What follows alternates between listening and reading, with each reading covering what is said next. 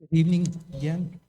It's time to call this regular school board meeting of the San Felipe Del Rio Board of Trustees of the San Felipe Del Rio Consolidated Independent School District today, Monday, October 18th, 2021. Madam Secretary, would you call roll for us? Mr. Contreras, Present. Ms. Guanajuato Webb, Present. Ms. Haynes, Here. Mr. Mesa, Here. Mr. Overfeld, Present. Mr. Smith. Present. There we have a form. Thank you very much. Let the record show that we do have a quorum of board members and that this meeting was duly called in accordance with the Texas Open Meetings Act, Texas Government Code, Chapter 551. At this time, we will have opening ceremonies, first with a moment of silence, first for personal reflection, followed by the Pledge of Allegiance. Please stand.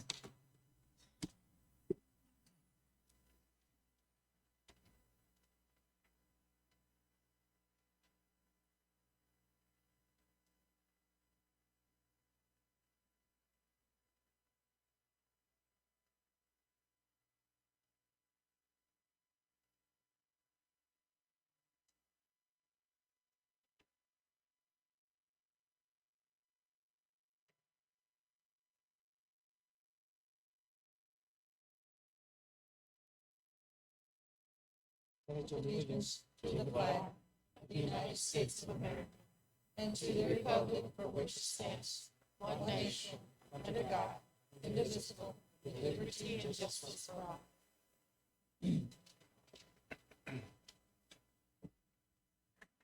Thank you very much. Again, I want to thank the board members again for all of you being here tonight for this joyous occasion of the commemoration of the 50-year anniversary, and also for this regular meeting.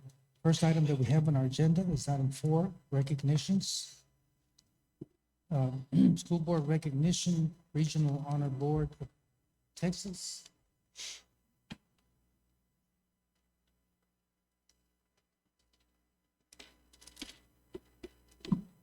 Good evening, Mr. Mesa. This evening, we would like to recognize the San Felipe Del Rio Consolidated Independent School District for being selected as Region Honor Board for Region 15.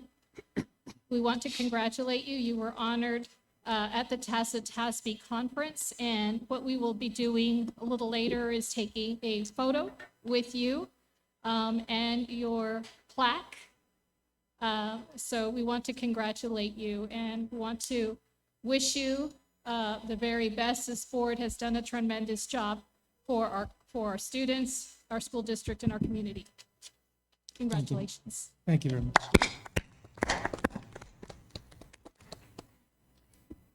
Again, just want to mention for the board members that this is for all your efforts and everything that has been accomplished by this board.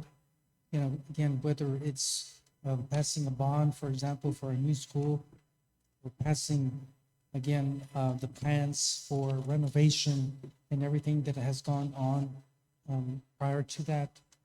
We have the tax roll that we did.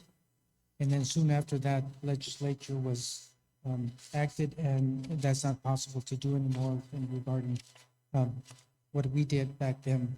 So a lot of things have been accomplished. Again, and together we are better, as Dr. Rios has mentioned, and as our shirt emblem reminds us. But every effort that the board has done has been tremendous towards this overall goal of receiving recognition from the region. Thank you very much. Before we go on to citizens' comments, just want to acknowledge that we did have Councilwoman Calderon here. She's still in attendance. Oh, she left. She was in attendance for the reunion. We have one person that has signed up, Judith Olivares. And this is the time again to hear citizens' comments. She works with Dr. Dr. Cadena. The board recognizes comments about the district from members of the public. Anyone who has signed up in advance of the meeting in accordance with board policy procedures may do so at this time. The speaker will be given up to 5 minutes to address the board. You may come up to the microphone.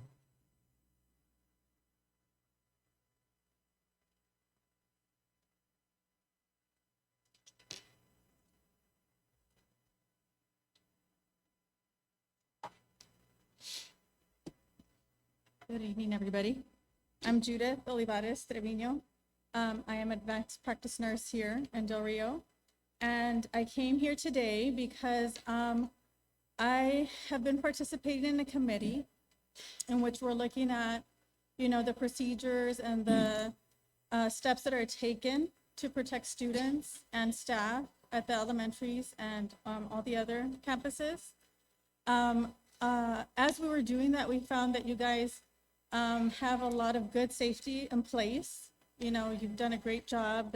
The staff, has been great. Along with that, we've noticed that your nursing staff is struggling. So I come before you today to ask you to perhaps consider putting some of your budget into your nursing staff. Now, we talk about mitigation, but mitigation is not just about wearing masks. It's not just about having sanitizer.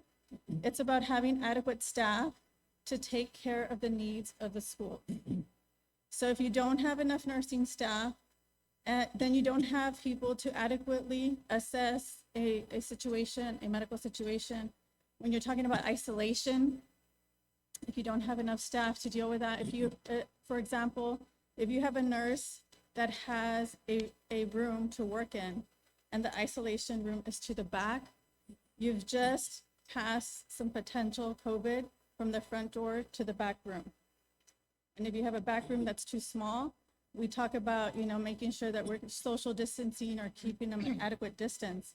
So if you have a small room and you have 3 children, potentially one is, or the 3 of them are contagious, but let's say only one of them is. You've just exposed the two others that have been there, sitting for 15, 20 minutes without knowing. So we feel like we're doing the right thing. And so the question was, well, what's going on? Why don't we have a separate isolation room? Well, we don't have the staff to put these kids into a bigger room to make it safer. So then the question is, okay, is there money for there to be more staff? And the answer seems to be like there is no money available. The question was, okay, has it come up before with the board? Perhaps we could have been a little bit more proactive. We knew all these kids were coming back. Full force, 100%, from my understanding. Nobody could be online, but yet you don't have enough nursing staff to take care of having to test these kids, having to test the staff, having to test the kids that are in athletics. And then on top of that, having to deal with what they have to deal with on a daily basis, screening, med pass, accidents. So my biggest concern is that perhaps, I don't understand why it hasn't been addressed until now. But I feel as a nurse in this community, I'm advocating for the nursing staff, but not only that, I'm advocating for the students, the staff. I'm a parent. I have children that go to school here.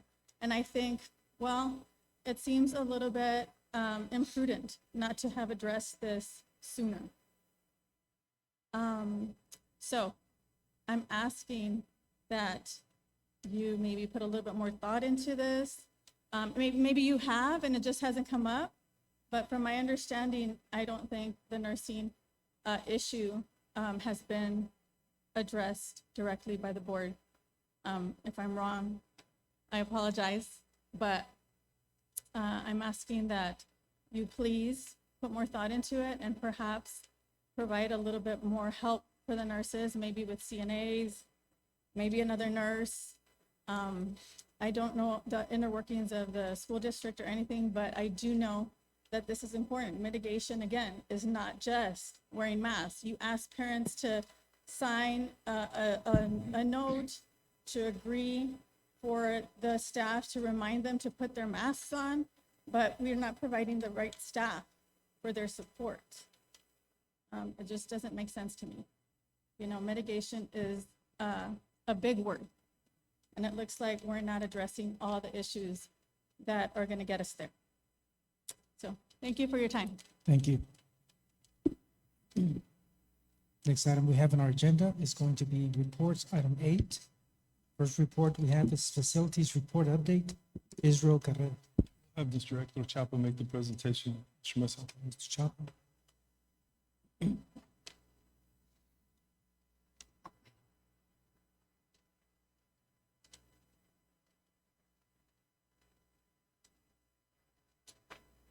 Good evening, Mr. Mesa, board members, Dr. Rios. Tonight's presentation will include the updates for the freshman campus restroom renovations, life skill renovation, Ceniza Hills Elementary update, as well as the ongoing roofing contract, non-TPO. The restroom renovations, currently the boys' restroom and building B, all tiles in place. And on the girls' restroom, the waterproofing membrane has been installed. On building J, the sheeting has been placed. And this morning, I noticed that the waterproofing membrane is also in place. Currently, they're scheduled to complete building B by the end of the month and building J by the end of November. Then we'll proceed to the C wing for those particular restrooms.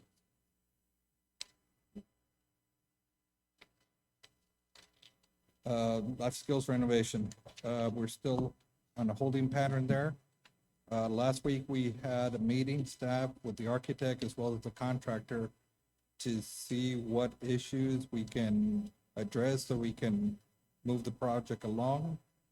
It was recommended by the architect to implement a milestone, and the contractor agreed that between now and mid-November, November 14th to be more specific, they would install the clear story and make the building weather tight. At that point in time, we would allow Frontera Construction to begin their interior work and give them 2.5 months till the end of January. At that point in time, the materials needed for the exterior work, the siding, the soffit, the fascia, and so forth will be arriving.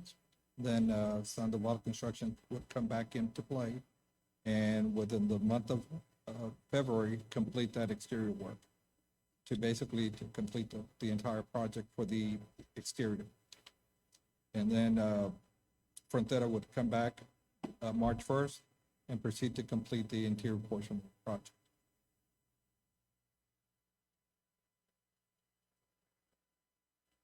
So completion date for the exterior now, it's projected to be the end of February 2022.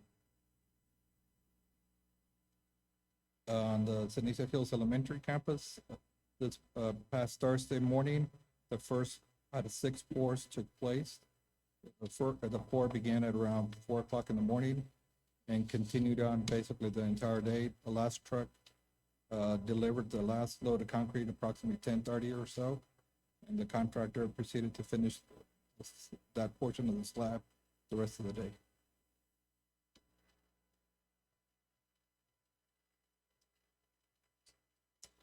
On the roofing project, the contractor is currently finishing up the metal roofing at Memorial Middle School, San Felipe Memorial Middle School. They're scheduled to complete, button up all the buildings that are to receive replacement metal roofs by the end of this week. And they're gonna be proceeding with the kitchen there at the same campus. Their intent is to finish that campus entirely before proceeding to the next location.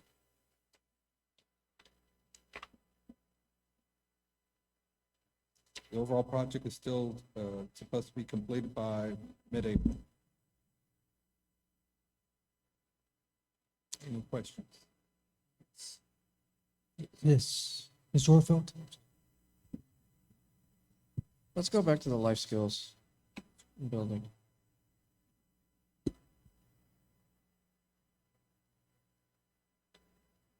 So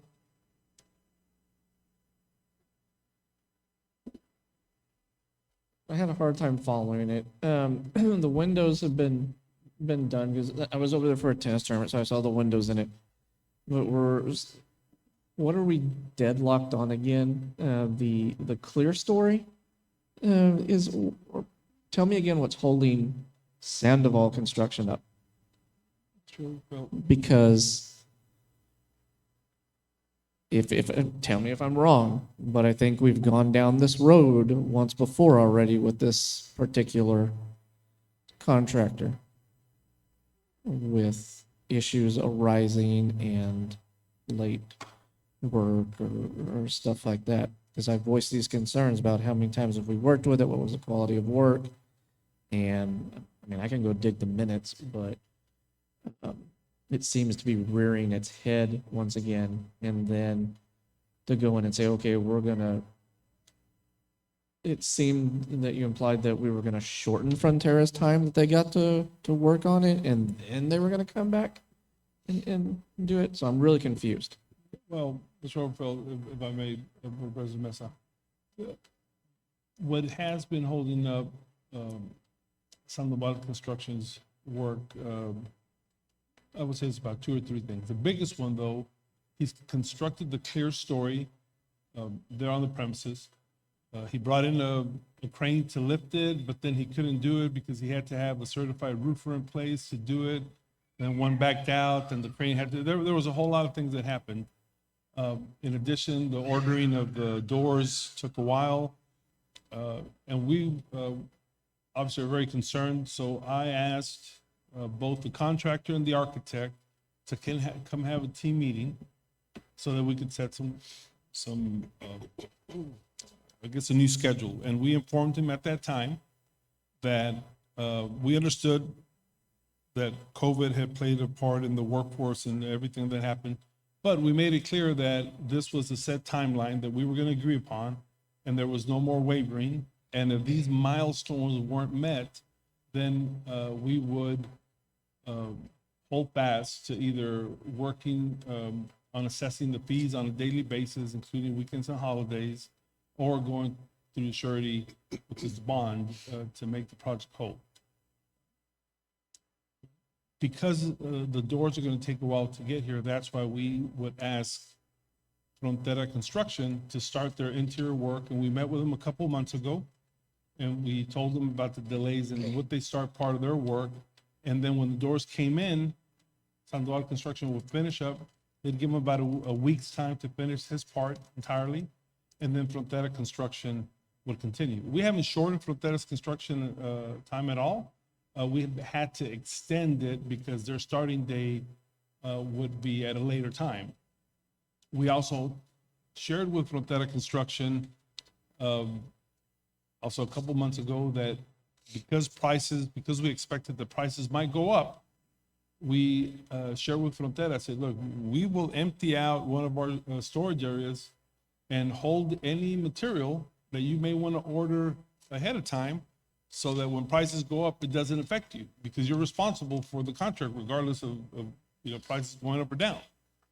And we make that available, and that warehouse is still available to them if they want to go ahead and order some items ahead of schedule. But anyhow, it's the roof and the doors that have taken a while. Okay, so they brought a crane out to lift the clear story and then realized, oh, I need a certified roofer to put it on? Well, Or the city came and said, No. you need a certified roofer, or? no, it was the specs on the contract. That's correct.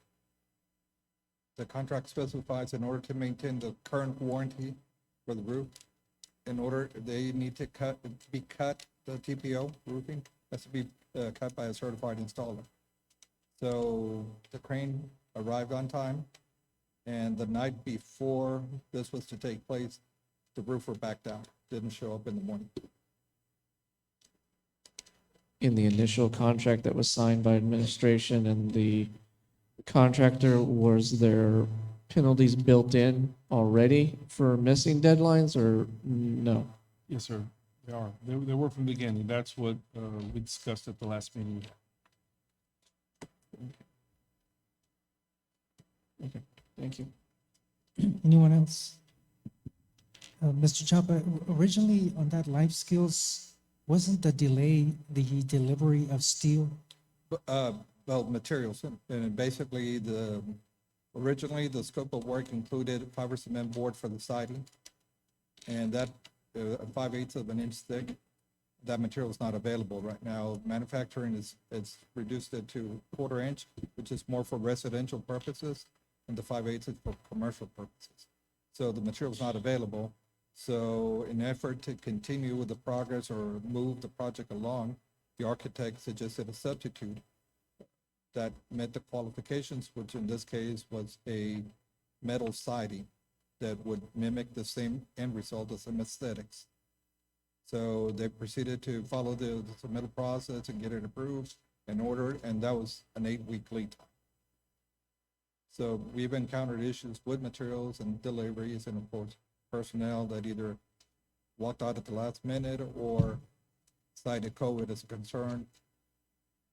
So that brings us to this point in time. And another question for Dr. Rios. I know that we're currently housing students at the high school. Is that going to continue until February?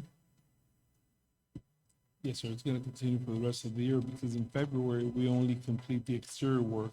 The interior work is still, would be lacking at that point. We expect that, the life skill students will remain at the high school through the remainder of the school year into the summer. So have adjustments been made? Because normally, these are students that are fed from the freshman campus cafeteria.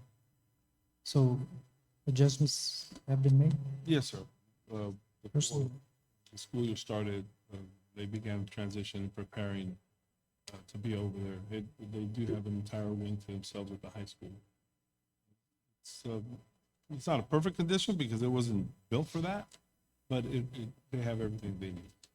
just so adjustments can be made, and make sure that we have enough personnel, both custodial and cafeteria wise and so forth.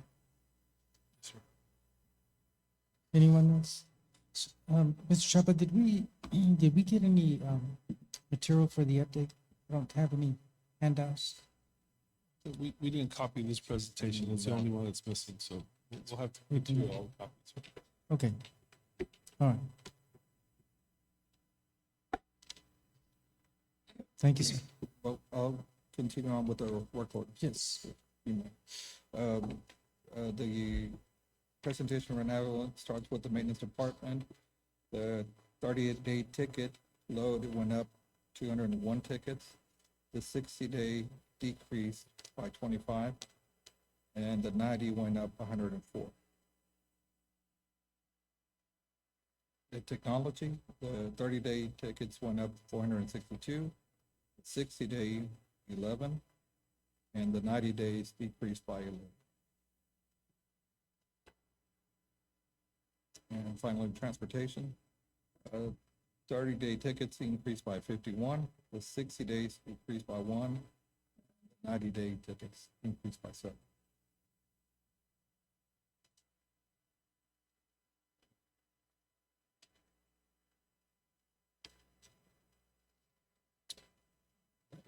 Question? Can you go back to the first? So that 104, what's driving that 90? Look at the. Yes, sir. Well, this is a snapshot of a 4-month period from May to the end of September. So my understanding, the maintenance department had been working on 2 particular projects during the summer, which was Buena Vista Administration Wing renovation and Annex 4. And they were concentrating there. So my understanding that some of these tickets basically fell behind a little bit. That's a pretty big backlog. What's the recovery time? Well, the plan is we have staff in place and they're now concentrating on those tickets. And then your 30 days going simultaneously. Yes, sir.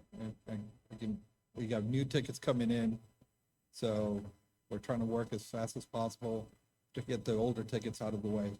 So obviously the newer tickets are gonna fall behind slightly. Severity, have any severity factor in that? I understand how big a deal that is to the district and the facility. Well, I'm assuming that the tickets that we're working on are the most severe ones, like HVAC or plumbing. Unfortunately, since the district is short on staff on plumbers, so you only have one, basically, so.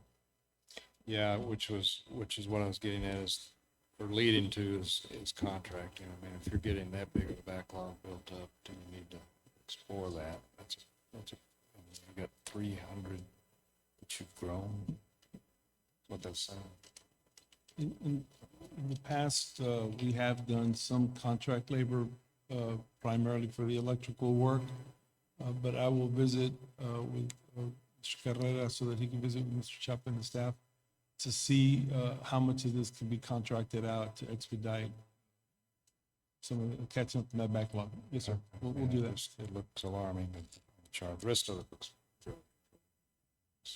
Yes, sir. Anyone else? Thank you, sir.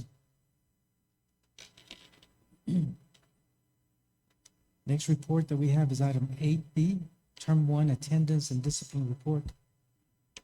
Michelle Smith. Mr. President, do y'all want to ask questions about the report, or do you want to go through the whole report? What would you like, sir? Well, board members, I think we got the report. I don't think we need to go through all of it. Just a couple of questions, if I could. Historically, we've been going down quite a bit. I mean, everything from the district to, I think North Heights is the only elementary school besides Bobby Barrera that is above 91. It's almost like 92% attendance. All the others are in the 80s.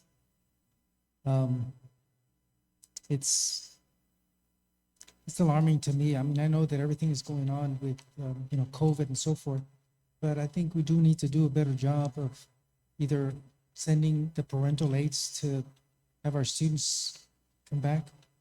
I noticed, for example, that student guidance or blended, I should say, I think it's blended, that has gone down quite a bit. It used to be in the 90s and it's gone down quite a bit. But North Heights, you're looking great compared to all the other elementary schools. So you must be doing something great that some of the others need to be doing. Attendance means funding. And so we're losing quite a bit of funding when our numbers go down. It used to be where the goal was in the 90s. Now we're kind of settling in historically. Now, when I say historically, there's one sheet that shows like 5 years. And if you look at that trend, it's been trending down from 90s all the way up to 80s. And that's quite a bit of a difference when we have the personnel to go and bring these students back. I see a little bit of an alarming trend where we had, I think there was 3 students skipping out from early college, high school. And I'm thinking, these kids are top students and, they're skipping out. And so, what things are in place to make sure that these students are, if they're not going to school, then let somebody else that will attend 100% or 90% of the time. But Dr. Ruiz, this is a concern because I know I've addressed this in the past. Mr. President, just to provide some clarity, I think that here within the next 5 days, we can do this fairly quick.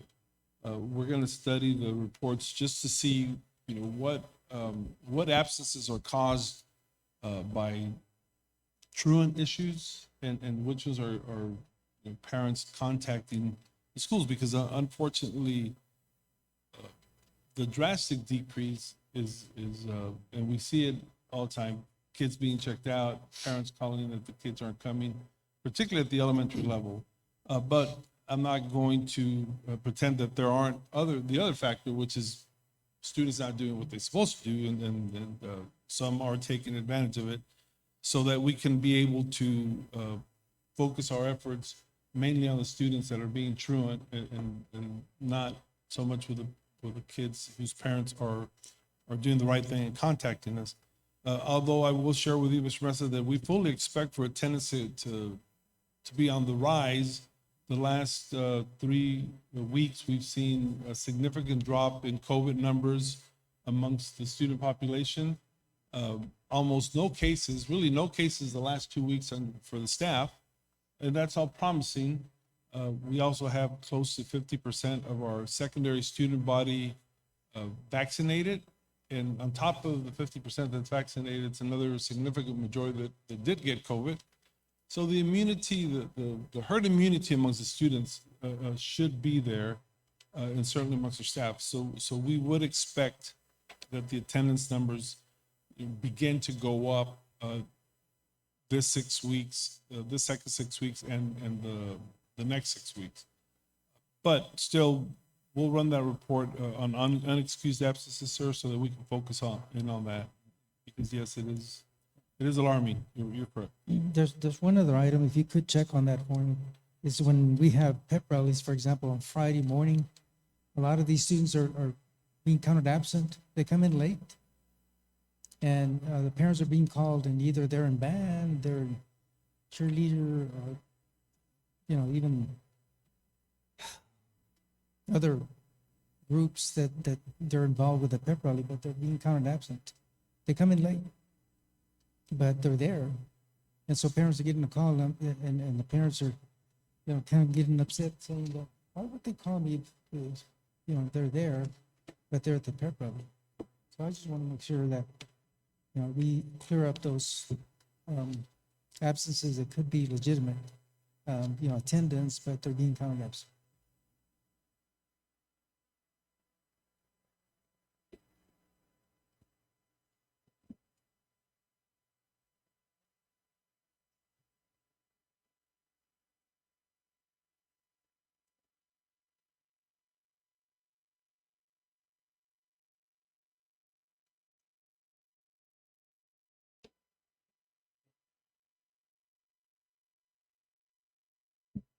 If you would do that, because that's one thing that I look at in detail. I can tell you that Cardwell has gone down quite a bit, and I was so proud that it was above everybody else's, and now it seems like we were settling down to the 80s, and we shouldn't be. So I just want to make that clear.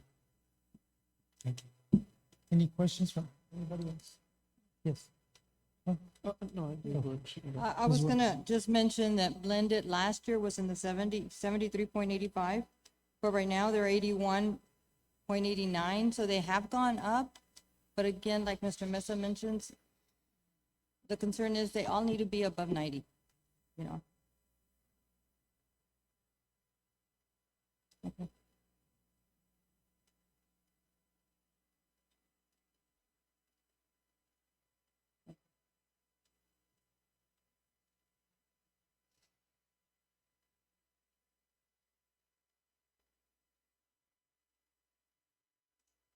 But I did notice there was an increase from last year to this year, so, thank you. Thank you. Oh, I'm sorry. Yes. Mr. Oakville. And it's really more toward, I think, more directed towards Dr. Rios. Mr. Mesa, you mentioned about absences and parental aides calling for, to see where the students are. So across the district, whose job is that to, when they run the report we take snapshot and they're not there, whose job on each campus is that? Is it a parental aide? Is it a secretary, an AP, a counselor? Who's the one that's supposed to be handling all of that? There's some similarities across every campus, Mr. Overhill, but every campus has, we'll just call it an attendance committee, where somebody makes sure that the attendance is picked up, it's brought to the office, and then they divide up the phone calls. There's an attendance secretary, there is a parental liaison, but at that point, it has to be all hands on deck, because you want to get the calls, and if somebody is going to be able to come in, you want them to come in before 10 o'clock. Right. Ultimately, the architect behind the plan and the one that ensures that everybody's doing what they're doing is the principal, like everything else that happens on a campus. But they have protocols that they follow to make sure that every student gets called. Obviously, at the larger campuses, like the high school, it's a much bigger task and there's more people involved. But there isn't one single person who is responsible for making all the phone calls. It's because it happens many in the morning. It's all hands on deck. Now, the duty to go make home visits, it's mainly designated to rental aides, but those usually happen even after school. Right. Okay, thank you. Anyone else? Thank you so much. Next report that we have is item 8C, bilingual program presentation. And Ms. Westlake and Eda Gomez.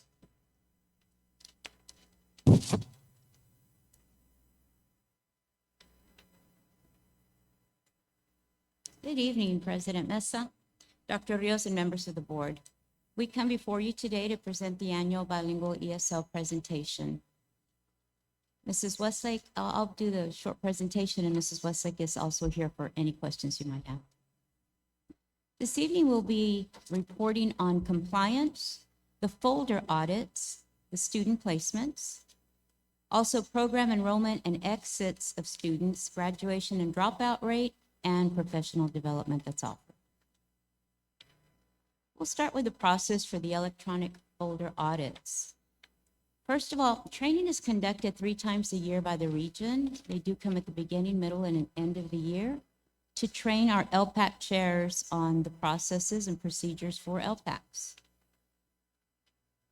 The LPACs are held at the campus every 4-week calendar weeks. If a student comes in, we have 4 calendar weeks as to when we can have their LPAC. That's about a month. The district partnered with the region about a year ago to start an electronic process. Before, we had 1,800 folders at the campuses that all had to be manually maintained. Now we've been able to upload all our documents onto an electronic template in DMAC. So all campuses have access. If a student transfers from one campus to another, the electronic records are there. So that is a new process that we started last year during COVID, and now the bilingual department has continued it. In addition, though, we do have to have some paper audits. So we do have 2 clerks that work under Mrs. Westlake. They are assigned continual reviews of the paper copies. So every time that there's an LPAC meeting, that paperwork will go to the clerks. They check the rubric to make sure that they are complete. If they find any inconsistencies, it goes back to the LPAC chair. If the paperwork is complete, it does get uploaded immediately onto the platform. We do have the end of the year LPACs. Those, even though we have them before school lets out, we do have to have like a second review of them once the STAR EOC reports come in, and that's usually late June, middle of July for EOCs. And of course, this is a continual process every 4 weeks, every 20 days roughly. This is just a copy of some of the paperwork. It is in your packet, but this is something that we just wanted to share with you to let you know that it is very thorough. Everything that is looked at and reviewed, including the home language survey, is part of the template. Now, we've been asked about student placement. In our district, every classroom roster for 200 plus elementary bilingual teachers and secondary teachers for ESL, those get monitored. Those actually get printed and looked at. Every student on a roster is actually cross-referenced through Skyward to make sure that we do have the proper students with the right teacher. It's rare that we have an occasion where we have a general ed student in a beginner intermediate classroom, but it is part of the matrix and it is part of the process that takes place. Mrs. Westlake and her team actually look at every single roster and verify every student. There are many meetings with principals. If we have too many waivers, for instance, anytime that we have large numbers, Mrs. Westlake will meet with the principal to say, if we have 3 students and 3 students in 2 teachers' rooms, can we combine them? So we're always looking at ways to lower our waivers because TEA does meet with us, and the goal is always to have a lower number of waivers this year than you did last year. There's not a quota, there's not a percentage, but it's just always recommended that we try to file lesser waivers. If a student is placed with that non-certified teacher, that is when we actually place them on a waiver list, and we do report that to TA and to the federal programs. Currently, our enrollment is 9,892 students. Of that, 1,843 students make up our English language learners, about 19%, which is up a percentage from last year. We do have 4 bilingual academies. Those academies, the Buena Vista, Garfield, Lonnie Green, and Ruben Chavita, encompass 2,557 students. Out of those, 891, or roughly 35%, are bilingual students. We also have a percentage of students that participate in the special ed program, and you'll see that we also track our recent immigrants. Our district exits. This is a 5-year historical report. You'll see going back to 2016-17, where the district was exiting. At that time, about 147 students. This past year, we were able to exit 18 students. It was a very difficult year with most of them not being able to test and meet the criteria for the TELPUS or getting the instruction needed for exit.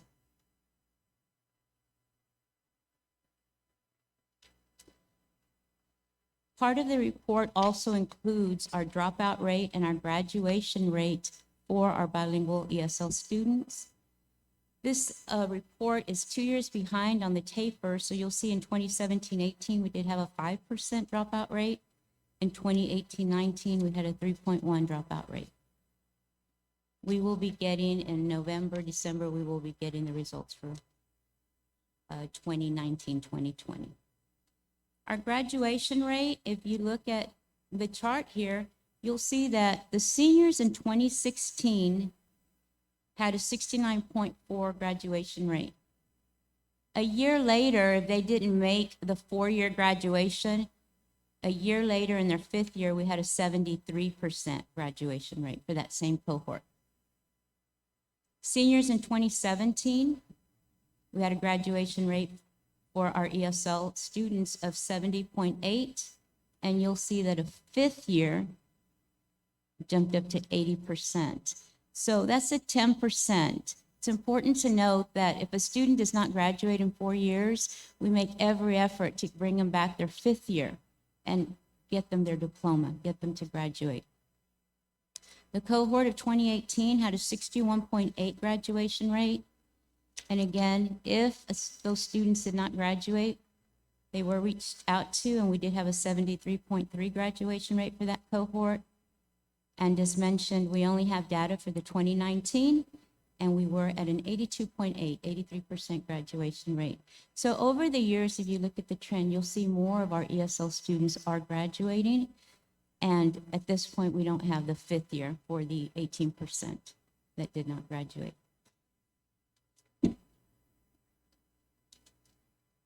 One of the questions we were asked is about professional development and how we support our teachers. For the last 2 years, Mrs. Westlake and her team have been offering professional development after school 2 to 3 times a month. They send out the different topics, and if teachers do attend, we do compensate them for attendance. Any handouts, any materials that are part of the training are also sent to them. We focus on embedded language development strategies. And then another, I guess, top priority that she gives is if a principal reaches out to her and says, can you please come and train our teachers on a certain topic, whether it's a grade level or whether it's a strand that needs to be, that they need professional development on. You'll see some of the PD topics there. We focus a lot on phonemic awareness and bridging that gap. That is one of the top requested trainings and materials and resources that we've been asked for. We also spend a lot of time visualizing mental images so that they can start picturing what it is they're reading, learning how to ask questions. And for math, we have an early number sense trajectory program that we're using, and it encompasses the Rec and Recs, and those are the little manipulative tools, the 10 frames, you might say, that we have purchased for the classrooms and for the students to use. One of our newest programs, and we're very hopeful that this will help close some of the language gap, is the Summit K-12 program. The Haggerty phonemic awareness, again, I was bringing that up just a little while ago. Our phonemic awareness with the Bridge the Gap and the Haggerty is a big focus. Those are some of the resources. And then just, we provided a list of the different trainings that we've held in 2020 and through 2021 thus far. So that is the presentation on the different areas that we covered: the compliance, the enrollment, the exits, graduation, dropout, and professional development. But we're here to answer any questions you might have. I'll start out with a couple. Yes, sir. Okay, I don't see the number of denials, parents that come in, students are tested and they qualify for bilingual, but the parents deny.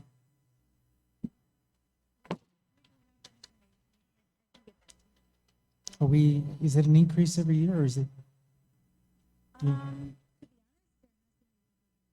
increase?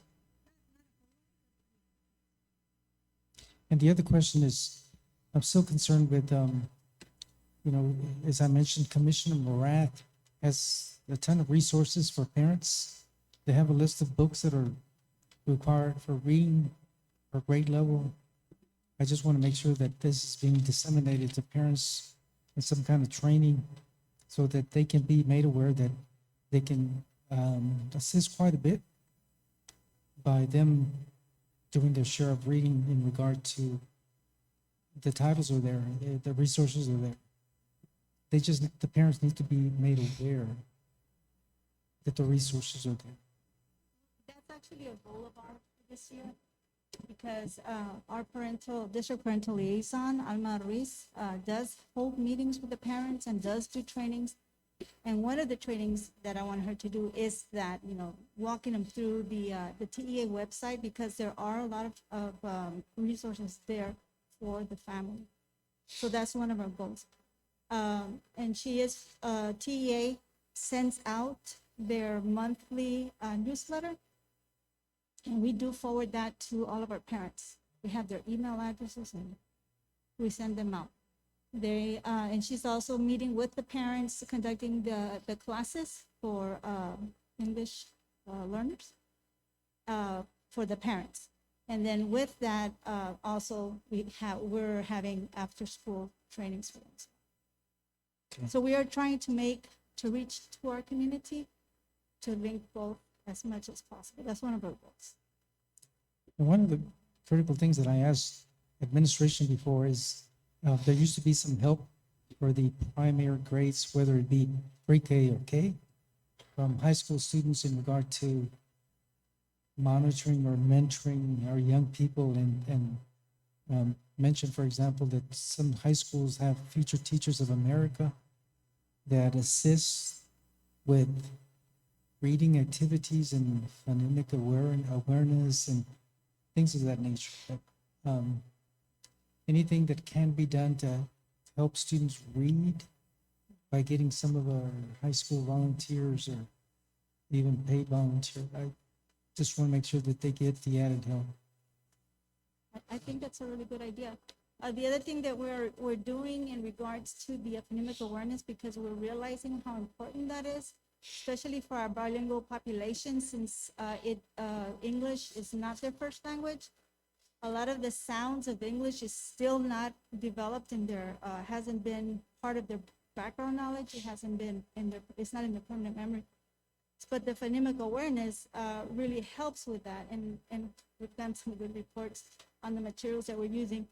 But we do, I've reached out to Cardwell And we have resources for them as well. So we want to do that training so that we can get those sounds. And I'm talking just sounds, I'm not talking phonics, just the phonemic awareness. So our students are exposed to that. And hopefully, even if it's surface knowledge, with time, it'll become deeper knowledge. So that's our goal. One other item that I wanted to address is usually this happens at the higher grades, like sixth grade, seventh grade, where we have a new student coming into our district and Teams does not get the coding correct. Sometimes they're placed in regular classrooms where they should be in ESL. And it used to be a Teams miscoding. And that was Again. happening quite a bit. Again, Mr. Mesa, that's part of the district to-do matrix. And before school starts and even into the first 2 weeks, Mrs. Westlake does, with her team, does review every roster. That's actually a checks and balance now. It's very tedious, but it is something they do manually. Yeah, it's easy to do at the start, but it's difficult to do in the middle of the year where they come in, so many different times during the year that they get new students. They come in, it could be, totally Spanish speakers, and they get misquoted. That's the only concern. Anyone else? Yes, Ms. Wood. In addition to what Mr. Mesa had asked, because I also had concern with the denials. And you mentioned that we have 18 students that exited the program. But I guess my question in regard to that, how many students do we have in the program that have been in the program more than 2 years? Because I believe our program indicates that we should exit our students within 2-year period. I mean, that's our program, correct? Am I wrong? That's a goal. Okay. So do we know how many students we have that have exceeded the 2 years? Get that, we'll make a note. Okay. We'll make a note to make sure that we get that along with the denial. And then another question that I had, we mentioned the training that the teachers are receiving. And I know that Region 15 provides a lot of training with, especially utilizing Mary Castañuela. And I don't know if that's being provided right now, not just for the teachers, because I know she does training with ALPACs, but what training is being provided for the strategists with vocabulary development, with reading comprehension? Those are the areas that the kids have the hardest time with. If they don't know the vocabulary, they're not going to pass reading. That's a given. So and again, in sheltered instruction as well. So I guess my question to Ms. Westlake is, in your classroom visits, I'm sure you visit the classrooms, in your classroom visits, what is it that you see that is the higher area of need? Is it vocabulary development, reading comprehension, sheltered instruction? What is it? When I have observed in the classroom, the one thing that I do notice is that our teachers are concentrated in teaching the content, but more of a focus is needed on actual language development. And that's part of the goal. If you look at our PD topics, that's part of the goal. Having because it's a shift in the mind, what has to happen. So when I'm teaching making predictions, for example, I have to think with making predictions, what language, what can I do to promote language? So then if I'm going to be doing predictions, then I might want to bring in sentence stems that are in the future tense. And then having kids use those when they answer. You see what I mean? So we're bringing in the grammar and we're bringing in the content.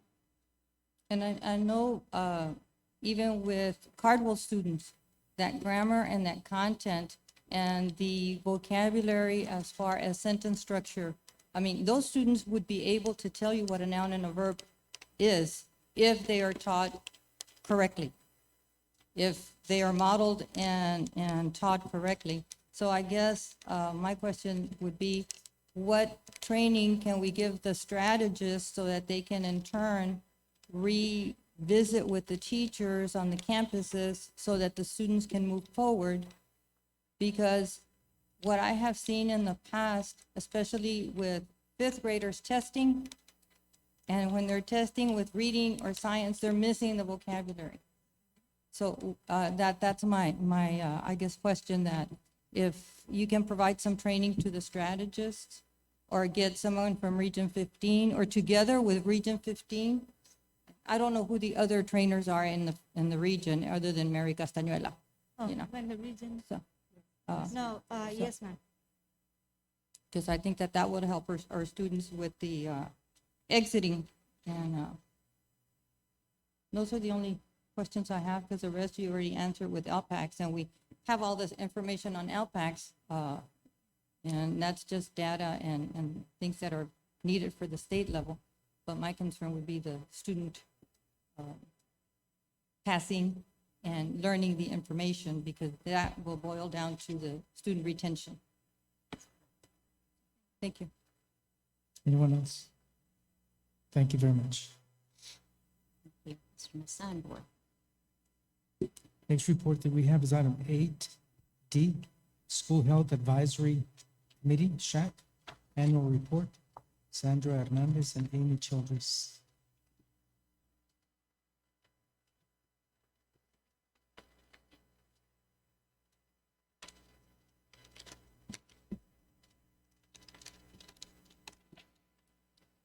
Good evening, Mr. Mesa, Dr. Rios, and members of the board. This evening, I am presenting to you our annual presentation that we do on an annual basis. The purpose of the SHAC is to establish, in accordance with board policy, BDF local, legal, and local, to assist the district in ensuring that local community values are reflected in the district's health education instruction. It is the mission of the school district's SHAC committee, SHAC council, to promote the health of students of the school and community, advocate for a comprehensive school health program, and serve in a health advisory capacity to the school board. I'd like to introduce our membership. Sarah Howard, who is our chairperson, did have to step away this evening. Claudia Lopez, we do have our co-chair here joining us this evening. Our members are also Esme Mesa, Sandra Mendez, Melina Gonzalez Fernandez, Liberty Valdez, and we have as well Melissa Padilla Limon, which help assist us with the health services, Nidia Fernandez Contreras, PE and Health, Alda Zuniga, Del Rio Cares and Counseling Services, and Mr. Thomas Stone, who guides the committee with nutrition services. Committee members are appointed by the board and hold a term of 2 years. If you recall, last year we had a new membership, and of course we met virtually because of COVID. We had our legal requirements that required us to meet. So we did meet, but we met virtually via Zoom. Our meetings were facilitated by myself and our CFO, Amy Childress, during this past year on these dates, January the 29th, March the 5th, March the 26th, and April 30th. So what did we cover? Well, we covered the requirements of the district's wellness plan, the goals for nutrition promotion and nutrition education, goals for physical activity and health education, and then goals for promoting student wellness, including mental health services.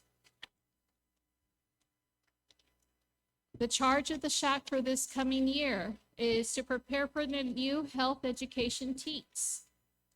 The Texas legislature has made some changes and some adaptations for us, and as you will see, we have met some of those requirements. We now have SHAC meetings, which do need to be posted, publicly posted. We do have a website which has the important information of SHAC, the membership, and also meeting agendas. They are posted on our school district website. The charge also for this year is to promote student mental health. Del Rio Cares Initiative and other support services which help provide wraparound services for our students, particularly this year as they're transitioning back to in-person instruction. Our goal this year is also to help our parents to increase awareness, and our students as well, of the dangers of drugs and vaping in schools.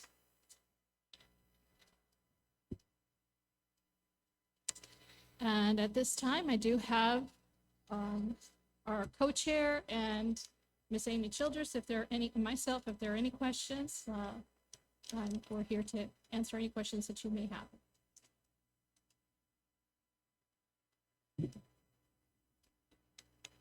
I just want to thank you to the board, to the SHAC members. I know Mrs. Moynihan was chairing the SHAC committee last year, did a great job. I hope we continue. There's so many questions to ask. The only thing is, we don't have the time, I know that vaping has gone up quite a bit, and students are very creative in what they bring their vaping devices. They look like a pen, they look like everything from, computer, USB, and other items, but it's a continuing problem with the vaping and mixing with other chemicals in the vaping devices. So I'm glad you're training the parents and students as well in regard to the dangers of drugs and vaping. Sure. So the SHAC will be providing, this year, those are the topics that we'll be discussing, and certainly we'll be bringing forward any recommendations and any some training that the board may want to consider, superintendent may want to consider for us to implement in our school district. Certainly right now, the big support is Del Rio Cares, as you saw right at the start of the year. We're really promoting the Del Rio Cares initiative to be able to bring awareness, but also to provide resources so that our counselors will have those resources readily available to share with the student and the parents when they need it. I think the big increase will be towards mental health Yes, issues because of the isolation, related to COVID-19 and so forth. Is what? I just want to thank Claudia and the committee for what they're doing to assist with the COVID. Thank you. Thank you, ma'am. Thank you very much. Next report that we have is item 8E, school nurse update. Sandra Hernandez and Melissa Padilla Limon.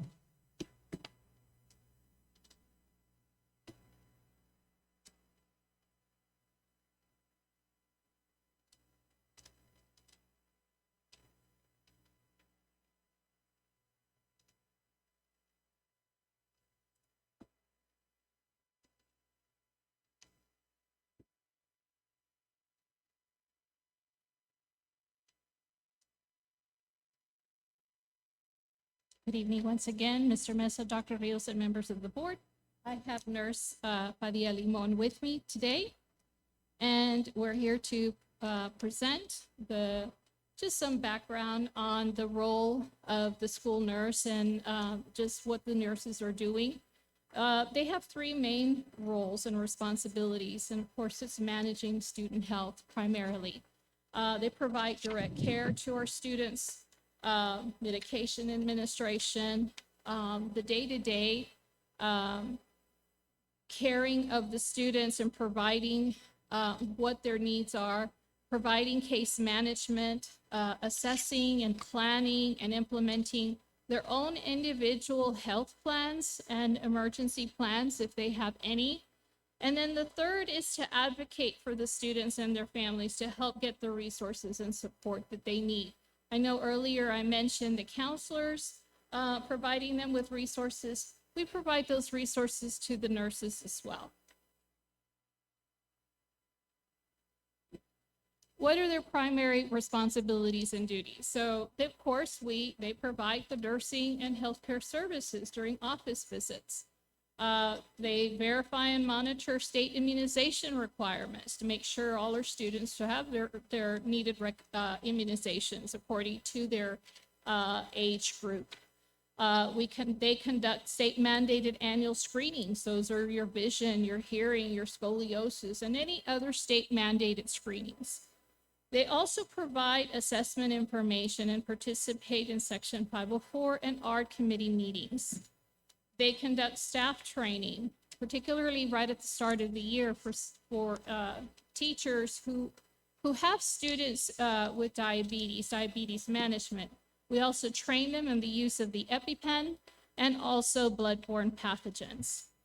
And also what they do is they do a tremendous job in helping put together the information that I submit to the state, the State Department of State Health Services. The other additional duties that they have had since COVID-19 is, of course, triage.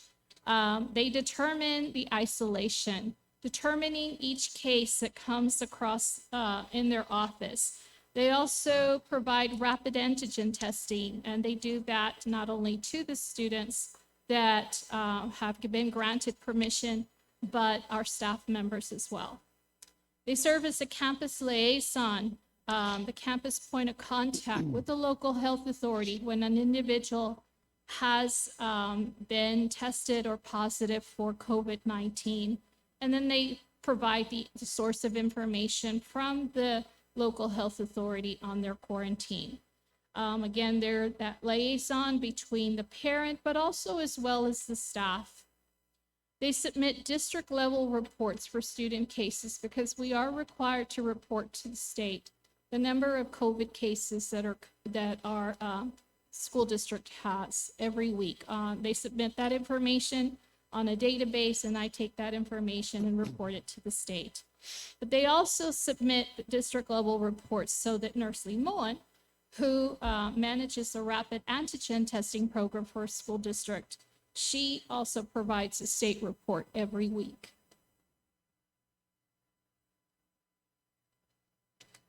So the challenges in 2021, we resumed face-to-face instruction. We're now in school. Nurses are busier than ever. They're tending to both their primary duties and COVID-19 mitigation. And we see this more apparent in schools where we have continuous outbreaks. There is a shortage of substitutes for school nurses. Campuses rely heavily on the school nurse for the administration of medication, also mitigating for COVID-19, rapid testing, and certainly for reporting. And the district relies on school nurses to help assist for screening students because we do need to continue with some of those state requirements. And so they are also doing that. So those have been the challenges. They have their usual routine duties, but then, of course, with COVID, there are some added responsibilities. So what are some of the possible solutions that we have considered? As I mentioned before, there is a shortage of nursing substitutes. We've always had a shortage of nursing substitutes, and we have them, and then we find out that they can no longer serve in the capacity with our school district because they have found another job, which is another more permanent job. So we're still looking to recruit and retain a pool of certified nursing assistants. We'd like to do that to help assist with temporary support, particularly when we need the nurses to be prepared for the nursing screenings or immunization screenings and reporting that we need to conduct to the state because we do have a deadline or a timeline. But we're looking to propose hiring 2 full-time CNAs so that we could have them in-house and they could assist with providing additional support to high-need campuses. So these are 2 solutions that we have up to this point. We know that our COVID numbers are declining, which is a positive, which is really good news. But nonetheless, there's still the alert that we still have the possibility of a student who may come to school and does have to mitigate for COVID. So we do have those added responsibilities. So that's all the presentation. If there are any questions that you have in particular regarding nurses, we're here to help. Board members?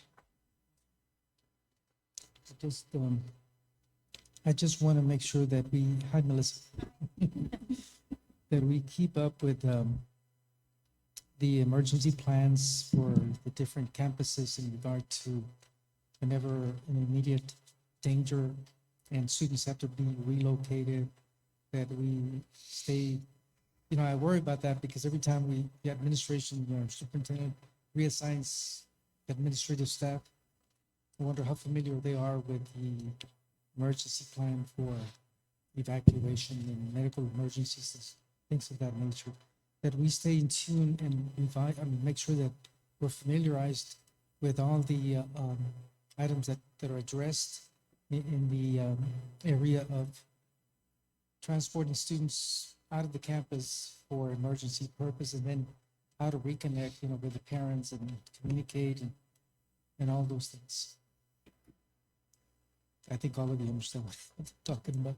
Every time that there's, some danger in schools, I know the latest one was, where they transported students out of the campus immediately because there was a threat of, firearms in the campus. And so they evacuated the whole campus. And so that could be chaotic in a way of traffic and reuniting kids with their parents. So just to be familiarized with, and especially the new administration going into the new campus. Thank you. Yes. Mr. Ofa. All righty.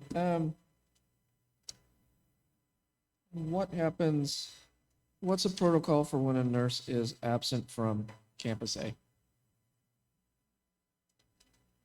The nurse is absent, they try to obtain a sub-nurse, and that's kind of the predicament that we're having right now. We did have a sub-nurse that last year was familiar with all of the campuses. She was trained in Skyward. She was given an email as a permanent sub, and it worked out nice because she was able to go from campus to campus whenever she was needed, and was able to, the flow was very similar at all of the campuses. This year, we're struggling. This year, we do not have any sub-nurses. We do have one, but she is an LVN trying to obtain her RN, so she's not available a lot of the time because she's taking classes at the junior college.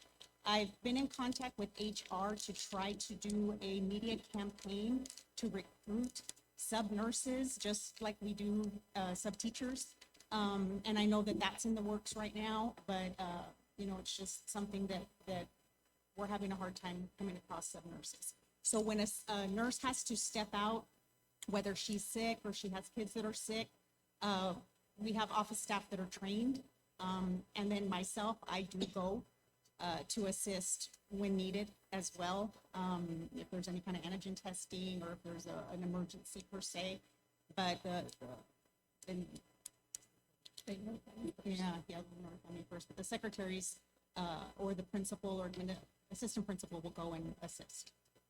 Okay, so along that line, when you say that admin will step in, do we believe, and you say they're trained, Yes. and training for LVN and RN, completely different world than Yes. administration. Yes. So when we say that admin steps in, do we believe that it is adequate and safe to use an administrative staff to take on nursing duties if you're not available or if we can't find a sub? The training that is offered to them is a state training. It's a medication administration, and that is available to any administrator for any campus in the state of Texas. So that is something that the nurses present and train the principals and assistant principals on medication, mainly medication administration. Things such as first aid, minor things of that nature. If something major happens, then it's call 911. Okay. But minor first aid, things like that. So with that, you said it's available through the state for the training. So if I was to poll all the principals over here, they'd all have the, They should have, they'd all have the training? they should have. The nurses were given the training. Not that I'm gonna do it right now, but, Yeah. but, you know, hypothetically, you know, there, 'cause you see where I'm going with this is, we try to be very, cognizant of who we put into a classroom to sub for our teachers when they're out. And, you know, that's a completely different field, and medicine, completely different subset. So I don't know if you see where I'm trying to go with this. The, you know, just whether or not that's, whether or not that's appropriate to have admin doing stuff like that. But of course, like you said, if it's something big, we're calling 911. The other question I have, because of COVID challenges, even though, yes, right now numbers are going down, we're coming into flu season, isolation rooms. But last year, when we had very few kids on campus, we had actual rooms, because I remember seeing like whole rooms where we could isolate. Now that everybody's back, are we using all our rooms again on campus, or do we still have specifically a classroom set aside to ensure proper distancing for those kids that may be symptomatic and are isolated away, as Ms. Olivares said earlier, where you're not possibly infecting someone who's there for a boo-boo, gets possibly infected because of a kid who's showing COVID-19 symptoms. Sure, Bill, I'd have to get your report. I know that it's different from campus to campus depending on the room. I know I was at Calderon, and I clearly remember the room being very large. But then again, the enrollment at Calderon is approximately 500 students. Whereas you go to another campus, they don't have that space, but they've done as best as they can with the isolation. So it's not going to be a clear cut where everybody has a designated isolation room. As far as your earlier question about the principals and what they handle, I feel very confident in their abilities to handle what they can and to know when they need to ask for help. But the issue about not having enough nursing staff available is what happens when we have to pull from here and pull from there and you know, to cover the needs, because in other things that need to happen on the campus don't happen. And that's why, you know, in our discussions, Sandra, and I don't know, I don't remember the exact date, but said, okay, well, let's try to hire 2 CNAs so that we can send them from campus to campus to do some help when it happens, because people are out and there's not subs. Right, and I can understand that, and I know they have to do the, like you said, the testing for the vision and hearing and scoliosis and all that, and now we throw the rapid testing in, because I know I experienced it with one of my children where the child was showing or was not feeling well. I went to pick her up and asked for the rapid test to be done, and you know, it was you know, it'll be more than an hour before we can get to you because we're doing vision or hearing or whatever, and I wasn't gonna wait around for an hour. So I know that's definitely a problem. So I'd like to see that recommendation or that idea pursued for either next semester or for the coming budget year of trying to bring on more CNAs and whatnot, or trying to partner with SWTJC and their nursing program to recruit directly out of out of there? Those would be the questions I had, so I'm good. Thank you. Ms. Webb? Mr. Mesa alluded to the fact on the emergency operations. I think what he was alluding to was the emergency evacuation plan, which every campus should have. But I'm gonna put Cardwell on the spot. Roger Molano should have in his office a suitcase ready for evacuation purposes. And that was during the evacuation plan. And in that suitcase, he's supposed to have anything that he might need in case there's an evacuation, whether it's a gun on campus, somebody got shot. He should have everything in that suitcase and ready to go. And I don't know if he still has it or not, but that's something that should be in place in the evacuation plan. With regards to vision and hearing and other tests that the nurses are doing, I know scoliosis is only done on certain campuses. It's not every campus. Correct. But in the elementary campuses, there was a period, unless I'm wrong, there was a period where we reached out to the community, whether it was the Lions, and that was when Ms. Sissy was nurse at Lonnie Green, that they would help and assist with screenings for hearing and for vision. So I don't know if that's still a possibility, but that can Yes. help the nurses with some of the screenings that they have to do. Yes, thank you for mentioning that. We have reached out to them pretty much every year. But I believe that this past couple of years, when we reached out to them at the time, they couldn't serve us because of COVID. Right. So they were not available to us at the time. So we will certainly reach out to them again and see if their services are still are resuming. We will certainly do that. Yeah. Okay. Nurse worries. Limon says they're helping now. I don't see any other questions, so thank you very much. Thank you, sir. Next item we have is reports. Again, item F. HB3 presentation, Texas Primary Reading Inventory, TPRI, for first and through third grade. Ida Gomez. Good evening again, President Mesa, Dr. Rios, and members of the board. As part of legislation, every month we will present a House bill update to the school board. Tonight we'll be presenting on early literacy mandates in first, second, and third grade. So as part of the early literacy program, TA does mandate that every student in kinder through third grade is given a beginning of the year assessment. Has to be an approved assessment. In kinder, you've heard us speak about Tex-Kia, that is the approved assessment. And in first through third grade, it is TPRI, which stands for Texas Primary Reading Inventory. We only have 3 slides to share. There is a first grade, a second, and a third grade slide.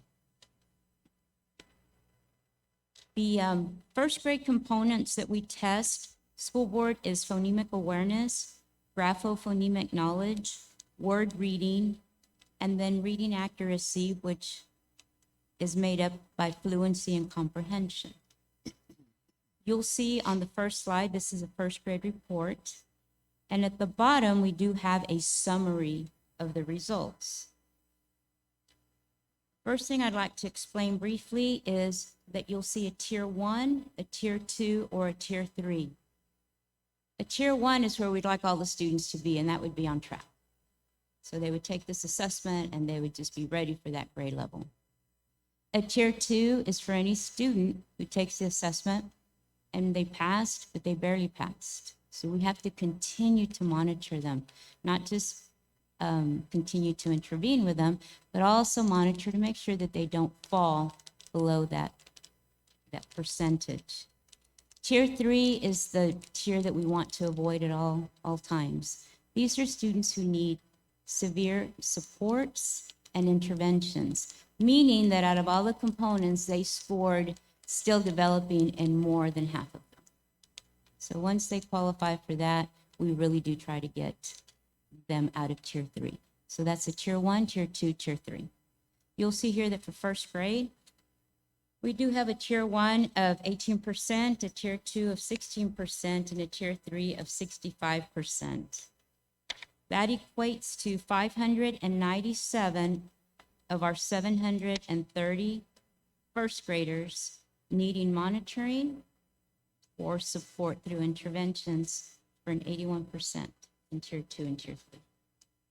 So that was at the beginning of the year, so you can tell there that our teachers do have, they are facing some severe learning loss with students. It's a very high percentage, one of the highest that we've seen. In second grade, the components that we test are graphophonemic knowledge, including spelling, word meaning, reading fluency, and comprehension. Actually, second and third grade will test the exact same components. You'll see here that our tier 1 students are at 28%, tier 2 is 17%, and tier 3 is 55%. In second grade, we have 480 students of the 663 second graders who need monitoring or support, and that's 72%. In third grade, we do test the same components as second grade. You'll see here that in tier 1, we're at 50%. So half of our students are on track. Tier 2 is 22%, and tier 3 is 28%. 327 of our students of the 655 third graders do need monitoring or support, and that equals to 50%. This reading inventory is one that we give at the beginning of the year. We track it again at the middle of the year, and we track it again at the end of the year. This data is submitted to TEA every year. It also includes dyslexia testing. So any indicator. So any student that shows a dyslexia characteristic or indicators, we do refer them to our dyslexic therapist. So you can see that the focus is on kinder, first, second, and third to make sure that students do not have any kind of reading difficulties or reading issues that we can address. And if we do need to address them, this is where the plan starts. Are there any questions? Ms. Wood?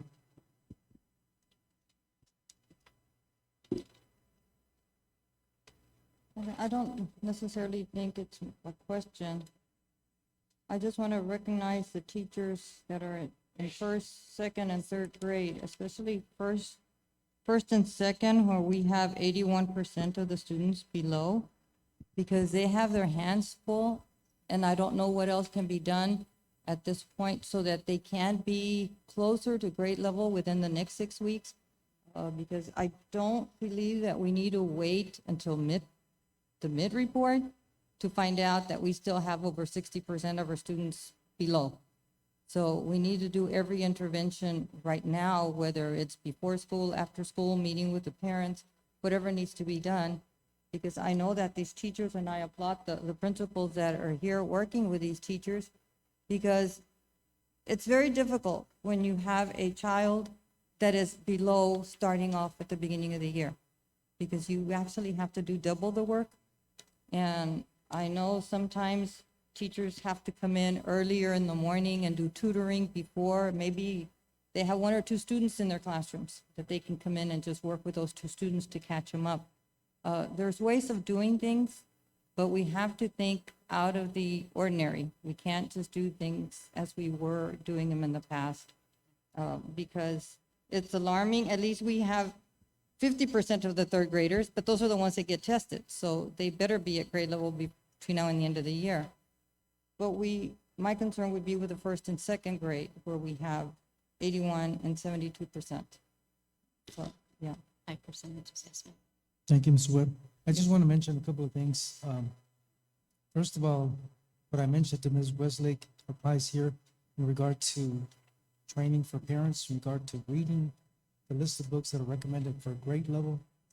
And then the other thing is the urgency for teachers, where if we don't communicate to them that almost would like to have a pin, a lapel, a pin on their lapel and say 1.5, this year, we need to make gains of 1.5, not just 1 year, because there is a learning loss, and it needs to happen.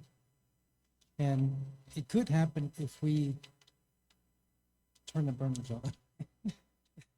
I don't mean the heat, but I just say, we need to communicate. If we don't communicate, it's not gonna happen.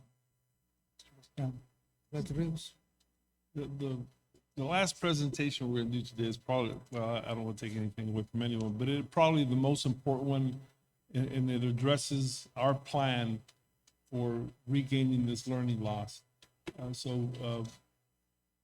It's just something very serious that we have to do. It's gonna involve the efforts of everybody, particularly K through 8th grade, in doing something extensive, not necessarily innovative, but definitely extensive, and it is going to move the practices that we have. We asked the principals to roll it out to their teachers beginning today and tomorrow, but we wanted a chance to share it with the board so that when you hear that things are being done differently at campuses, we all know why. We all know it's because of this learning loss. And we're gonna have to maybe move people's cheese or turn on the burners. But it's definitely our efforts to do something different and almost drastic. But we do have to have a plan in place to regain that. So if we can move to the next item, Mr. Mesa, and then we can answer questions from this presentation or another, I think it'll help us understand where we're headed. But it is a serious move that we're making. So I hope that there are some teachers at home watching so that they know where we are and why we have to do this. Is it okay we move on to the next? Sure, I just want to add one more thing, and that, we started school, we brought them back, but I think we have had enough time to communicate to parents that here's some resources, let's just start it with this. We need all the help we can get, and I just want to involve the parents with that reading part, where they have the list of books, and so they should already start reading to them, and the students reading to their parents, on the list of books per grade level. And just to get the word out so we can get the parents involved and give the teachers and the principals all the help they can get. Now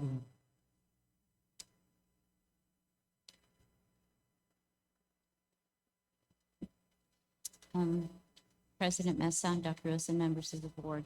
As Dr. Rios mentioned, the data that we have been sharing for the last couple of months is, it's a bit alarming, and the teachers do have a full plate, and the principals have a full plate too. So the plan of action that will be addressing the learning loss is what we'll be presenting this evening. We'll be looking at a learning loss overview.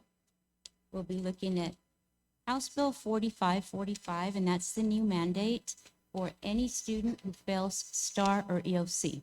We have to intervene using their guidelines.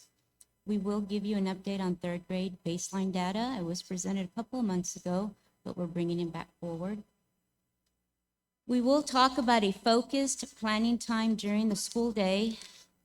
We will also discuss where the students would be during this planning time. We'll talk about an extended day and extracurricular activities. This, if you remember, is part of the Century 21 grant that we weren't awarded, but we would like to start the strategies and the activities. And then we will talk about secondary interventions and extracurricular time for those students. The paper copies that you have do not have the animations, so if everybody could look at the screen, I think it will help with the explanation. This would be a 5th grade student. If we were going to give you a scenario, we're looking at a 5th grade student right here in 5th grade. And as Mr. Mesa said, 1 year of instruction, the student would get to 6th grade. And that's fine for any student who's on grade level. They come to school, they get taught, they move up a year, right? 5th to 6th. However, that isn't the case in most of our scenarios. The case is that we have many 5th grade students who are coming in at a 4th grade level. So you can see here that 1 year of learning, so they'll continue to come through to school. They'll come every day and they'll learn. And after 1 year of normal learning, they'll be at a 5th grade. But these are 5th graders. So we haven't closed the gap. So now you're looking at a 5th grader who actually has a desired learning of 2 years. Mr. Mesa mentioned 1.5. We're looking at a 2-year accelerated rate. We're looking at the 1 year of normal learning that he would get and she would get, and then we're looking at what can we do to close that gap for that 2nd year, those other 12 months that they're behind, or whether it's 8 months, 6 months, 10 months. We need a plan of action. So you'll see here on this one, the blue line, this is the desired learning. In a normal year, it would be this bottom line. How can we do that? How can we close that gap? Research will say that there's only 3 ways to do it. Very focused tutoring, a lot of teacher support. Several of you have mentioned a PD for the teachers. That's where the support would come in. And increased learning time. We know that more time on task is going to get us better results. That's with anything. More time on task is going to increase or make a difference in the outcome.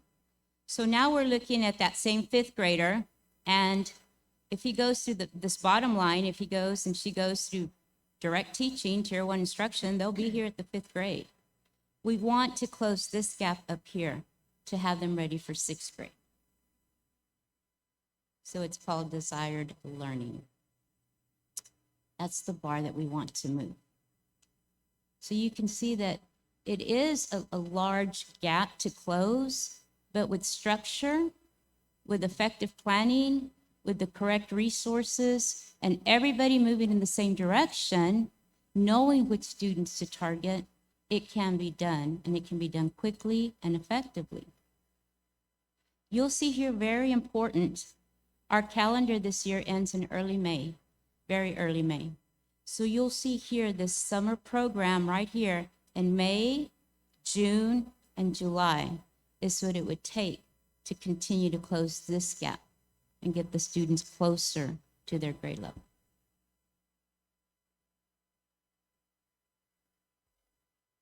So that was the presentation of the scenario of what teachers are facing.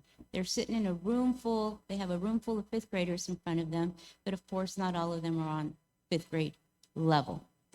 So just to show you some of the data, we have House Bill 4545 students. So last year, these students are now in 4th grade, so that means that at Buena Vista, 57 3rd graders failed math and 43 3rd graders failed reading.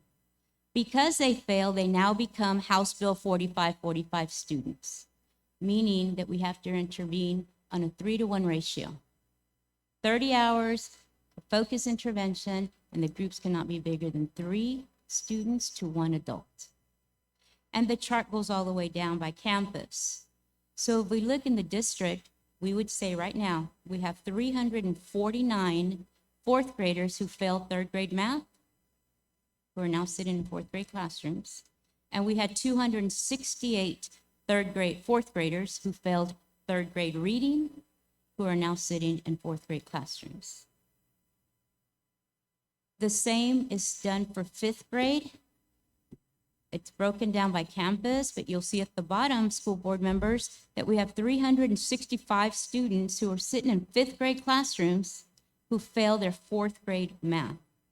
And another 291 5th graders sitting in 5th grade classrooms who fail their 4th grade reading. As presented, I believe it was a September board meeting, we have the 3rd graders. We did give them a beginning of the year assessment. We don't have data for 3rd grade, so our teachers were actually starting the year without a baseline. So we did give them a 3rd grade reading and math assessment, and you'll see at the bottom that as a district, only 25% of our students are at approaches, 4% are at meets, and 2% are at masters. Current 3rd graders on the beginning of the year baseline. And for math, we have 14% at approaches, 3% at meets, and 0% at masters. So you'll see that even our third graders are very low even at the approaches level at this time.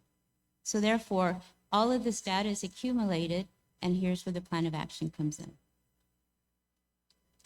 The first thing that is being discussed is that your elementary kinder through fifth grade teachers would have a 3-hour planning period, 1 day per week, each week. 1 day for ELA and 1 day for math. This is a quick turnaround. We're hoping to start this no later than November 2nd. You'll see that we have partnered up with TA. They have provided us a technical assistant, referred to as the NIET. This is the National Institute for Excellence in Teaching. They have provided training, will continue to provide training, and will support the teachers to lead a 3-hour, very intense planning session. NIET will assist in the development of focused planning guides that will be used in all the planning protocols with kinder, first, second, third, fourth, and fifth. It will include differentiation strategies for various subpopulations of students. It will include rigorous tier 1 instruction to keep everybody on grade level with instructional practices for everyday learning. It will include continuous formative assessment discussions that will ensure students' needs are being met. And it will also include developing effective practices for monitoring student progress and growth. And this goes back to 2 different things that were said by the board members. The sub-pops, what are we doing for bilingual students in special ed? And for the monitoring. It's not just a beginning, middle, and end, but we should be monitoring on a daily, weekly basis. Where would the students go if an entire cluster of teachers at a campus was pulled out for 3 hours? They would go to PE, music, art. They would have lessons with their counselor under Delro Cares. They would have lessons with librarians. They would promote the AR readers that we have. They could go to the computer lab, practice on some of the software programs like Lexia, Education Galaxy, and Reading Eggs. They could go to dyslexia therapy during this time. They could go to small group interventions. The whole purpose of this is to make sure the students are not missing out 3 hours of instruction. So if they're going to music, art, and PE, that's part of their plan for the week anyway. They have to go. So we're just going to calculate it or schedule it so that it's done while the teachers are not in the classroom. This would be a sample, and it is in your packet, though it's very small. This would be a sample of a 3rd grade teacher schedule. You'll see over to the right, we have the different protocol times. As a district, elementary would meet Tuesdays, Wednesdays, and Thursdays with their clusters. From 7:30 to 10:30, on Tuesday, they would meet with 5th grade, on Wednesday with 4th grade, and on Thursday with 3rd grade. From 12 o'clock to 3 p.m., on Tuesday, principals would meet with 2nd grade, on Wednesday, 1st grade, and on Thursday with kindergarten. You'll see here that this is a block, for instance, for 3rd grade. Over here, we said that 3rd grade would meet on Thursdays from 7:30 to 10:30. So we blocked the time. Here's Thursday. On the left side, you'll see the teachers in planning. On the right side, and this would have a specific teacher name, for instance. On the right side, it would show that his or her students would be going first to PE, then to art, and then to music while the teachers are planning. This could change. It could be computer lab, PE, and Delro Cares. Any of those components that the teacher would be spending time anytime during the rest of the week would be included in this planning time. You'll see that we did not change any of the conference times. It's very important for their teachers to still have conferences, to do what it is that they need to do and contact parents. You'll see, for instance, on Monday, she has conference at 11:55 where the students go to the counselor. On Tuesday, they go to PE. On Wednesday, they go to PE. On Thursday, they go to the lab. And on Friday, they go to the lab. I'm sorry, can you just go back to? Yes, sir. I just want to emphasize something for the board members in case they get questioned. In this slide, you can see that the students aren't doing anything they wouldn't normally do. Every week, students have one class of art, one class of PE, one class of art, one class of music, 3 classes of PE, at least one trip to the library, obviously the Del Rio Cares lesson, and the labs. So we're not pulling kids out of class to give principals a chance to visit with teachers. We have just rearranged what the kids are already doing to be able to provide that focus time or intense planning to include the items that I mentioned earlier. And that's a big, important piece that we want to mention. It is going to change people's conference times. It is going to change planning times. But really, that's all we're doing. We're just rearranging the times to maximize planning for tier 1 data and assessments. So, Yes. thank you. Please go ahead.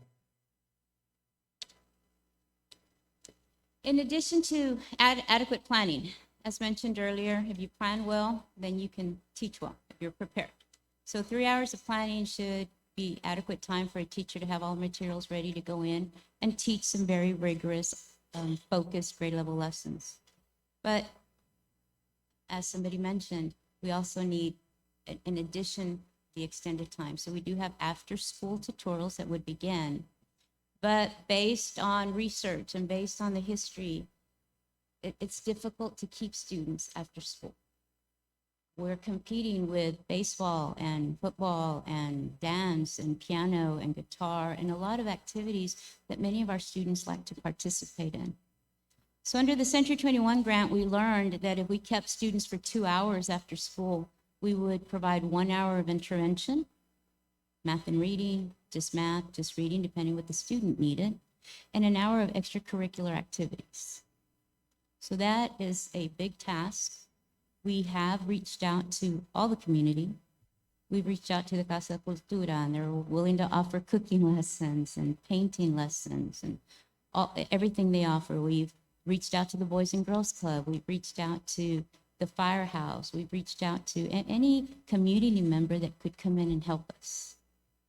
So the plan of action would be the district would begin a focused after-school intervention program from 3 to 5.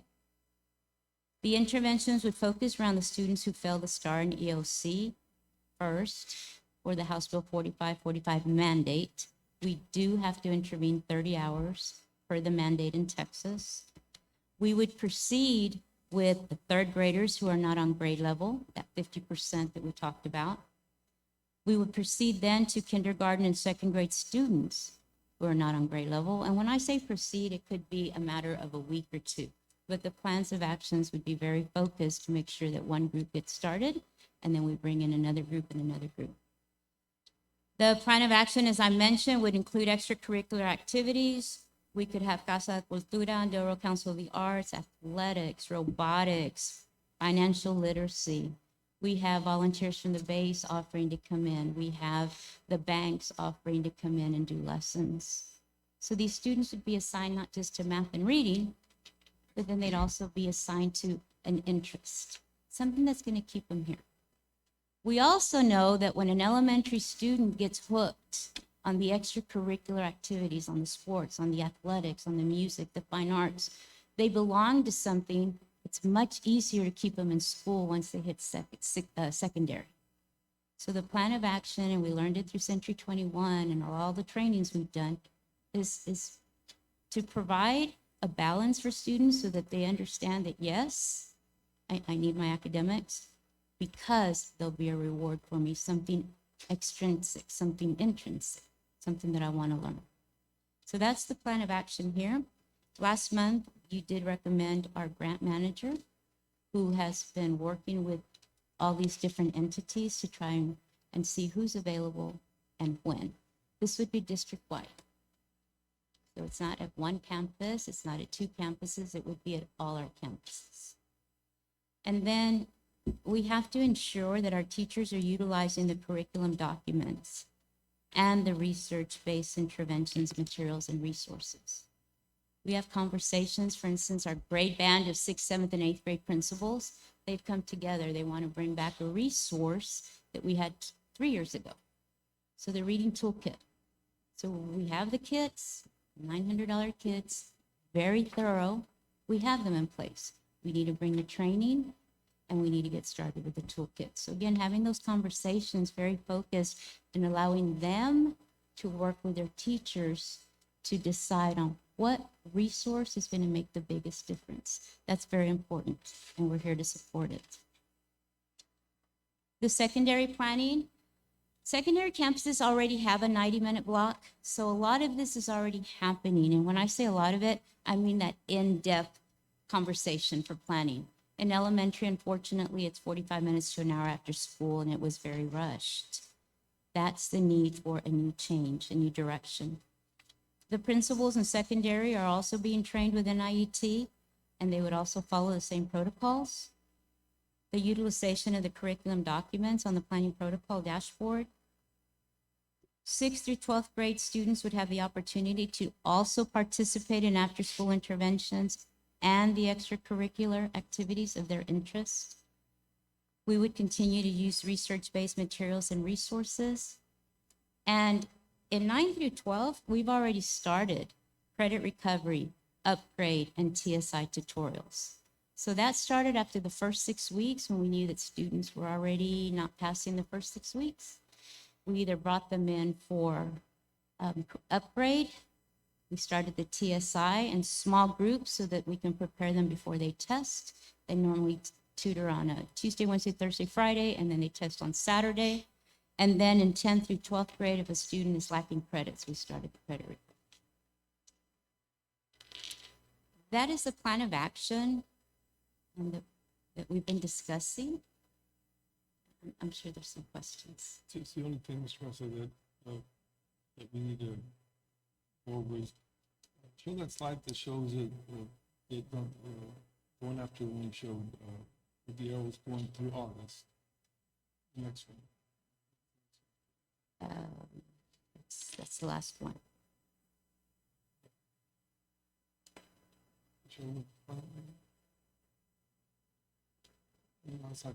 The other important piece there is that we have to absolutely utilize this coming summer and the following summer, because if we want that arrow to keep increasing, that slope to keep going up, we can't stop in May. We have to go in June and July, and that's, it's unfortunate, but we just have to budget appropriately so that we can provide that extension. So the planning, the 1 to 3 tutoring, and extending the school through the summer for the students that need it. If we do those 2 pieces with fidelity, and we do it over the course of the next 2 years, we will see us getting back on track. But it is going to take just a whole lot of effort, a whole lot of recruitment for people, because our teachers are tired and they may not want to tutor after school. But we feel like that we'll start to see a whole lot of improvement over time. But I just want to comment that there's a plan in action, and I'm all for it. So the thing is to create an interest for the kids to stay in and to be able to get the personnel to be able to help us in the summer. Any questions from board members? Ms. Wood? It's not a question. This is more related to, or addressed to Dr. Rios. We mentioned staying after school. Not everybody wants to stay after school. However, I have seen this work, which is before school. If you ask your teachers, a lot of them get there very early because they have to go drop off their kids early, so they're there early. Why not utilize them when you're there? So the question is, to Dr. Rios, would it be possible if there were a group of individuals, whether it's teachers, aides, whomever, that would be willing to come an hour earlier in the morning to work with these students? And you said, we have to bring them in, we have to do something. Well, I know this works because I've done it, okay? I did it at Calderon and at Eastside. At Calderon, I had a group of teachers that came in every morning, about 6 or 7 of them, working with students that were behind, whether it was building a bridge, building a house, building something. But they had to read. They had to do something before they could actually work on the project. And let me tell you, that campus had been cited for science. They overcame that. The same thing happened at Eastside when I was assigned there. I got assigned there because they were cited for science. And at that time, again, the campus opens up at 7 in the morning. The only difference was that the people that came in the morning did not have duty after school, or they were allowed to leave as soon as the bell rang or shortly after the bell rang. And there were no conflicts from the other teachers because they knew that, hey, I can come in the morning too. You know, it's like you have to have the students, you have to have the training or teaching with the students when they're there. And if they're there in the morning, that's when they learn the best, not necessarily after school. So I guess my question to Dr. Rios is, would that be something that the principals can do? Because it's difficult for the principals to all of a sudden decide, you know what, I'm gonna go ahead and allow this person to come in the morning, but then after school, I'll let them leave a little bit earlier. Instead of 4, they can leave at 3:30. You know, I mean, I would work with the staff that was there based on what I needed to get done, which was, the plan is great. You have the same planning time for all the teachers, which is what they need, because you have to work together and have the same plan. But then you also have to work with those individuals. Some can't stay after school. They've got their own kids. They have whatever they have to do. So if the principals can work with their staff and just find out, who can come in early and address the needs of those students before school and after school. Sure, absolutely, ma'am. We're gonna, so we're gonna roll out this rearrangement of the schedule, and we have to get that going right away. But as soon as we're done with that, we're turning our attention to meeting that tutoring at a 1-to-3 ratio. And even though we will have a structured program after school, we're not gonna turn anybody away who's able to come in the morning. The principals do have that latitude. Now, we're trying to hook a lot of kids after school, and because some parents need someone to watch their kids after school from 3 to 5, we feel like we'll have a whole lot of parent support. But for those kids who have, like Ms. Gomez was saying, that we're competing with football practice after school, with, whether it be Pee Wee or Little League Baseball or dance, or then if they're available in the morning and the principals have some staff, we're not gonna close the door on any of that. We just have to maximize our efforts for parent buy-in. We think that 2-hour in the evening where parents can get out of work at 5, then come pick up their kids and not worry about, you know, the grandmas having to stand in line to pick up kids. And we're just trying to do everything we can. So long answer to your question, absolutely. There's some kids that would rather come in the morning, their staff, sure. Great. Ms. Orville? Can you go to the slide that showed the mythological 3rd grade teacher? The one, the sample, sorry. Oh, sample schedule? Sample schedule. What's the actual teacher? Okay. Okay, so you're saying that, I'm sorry, can you do that on the, can you do the slideshow from current slide so that it'll increase slide? yeah.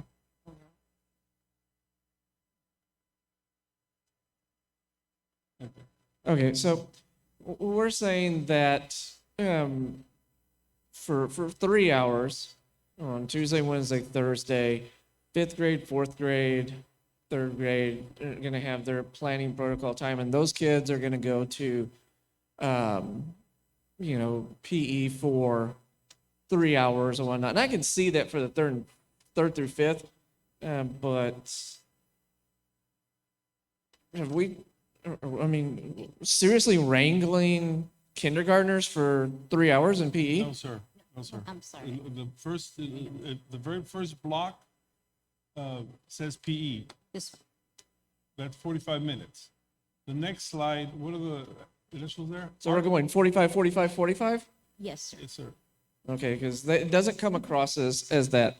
And then, so when we put this teacher in from 7:30 to 10:40, in the morning, that's all gonna be for planning, right? That's what we're saying? Yes. Okay.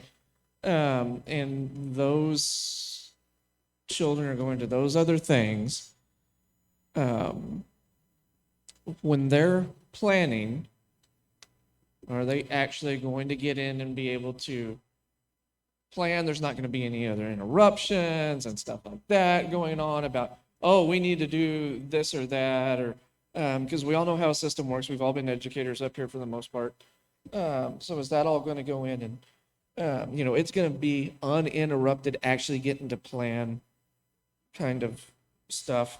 And then the other thing is, and I respect what you were saying, Ms. Webb, about back when you were doing it, about teachers coming in early and stuff right now. But after 18 months of a pandemic and everything that we've dumped on teachers that they're having to do with trying to get the kids back up and stuff like that, I think you would, even if you offered free, even if we offered them being able to leave at 3:00, I think we'd have a straight up riot from a bunch of teachers. We told them, please come in at 7 or something like that, because they are stressed the insert bad word here out right now. I mean, they are. No one wants to say it publicly because they fear for their jobs and stuff like that. But in the conversations I've had with teachers so far this semester, everyone's on the verge of just losing it. And I worry about going to something like this and dumping it on. And then I want to know how it's going to affect other particular Senate bills. There's Senate Bill 179 and others that dictate how much time can be used for different things and different employees and different things like that.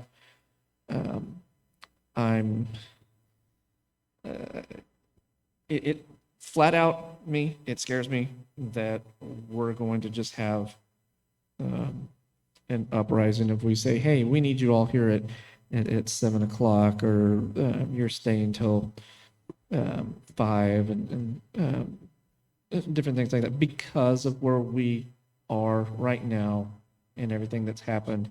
Everybody's stressed the hell out. Mr. Overfield. Well, let me have Dr. Lewis respond to that. Well, okay, so first of all, it would only be on a voluntary basis. Anybody who wants to come in the morning. Nobody's being forced to do it.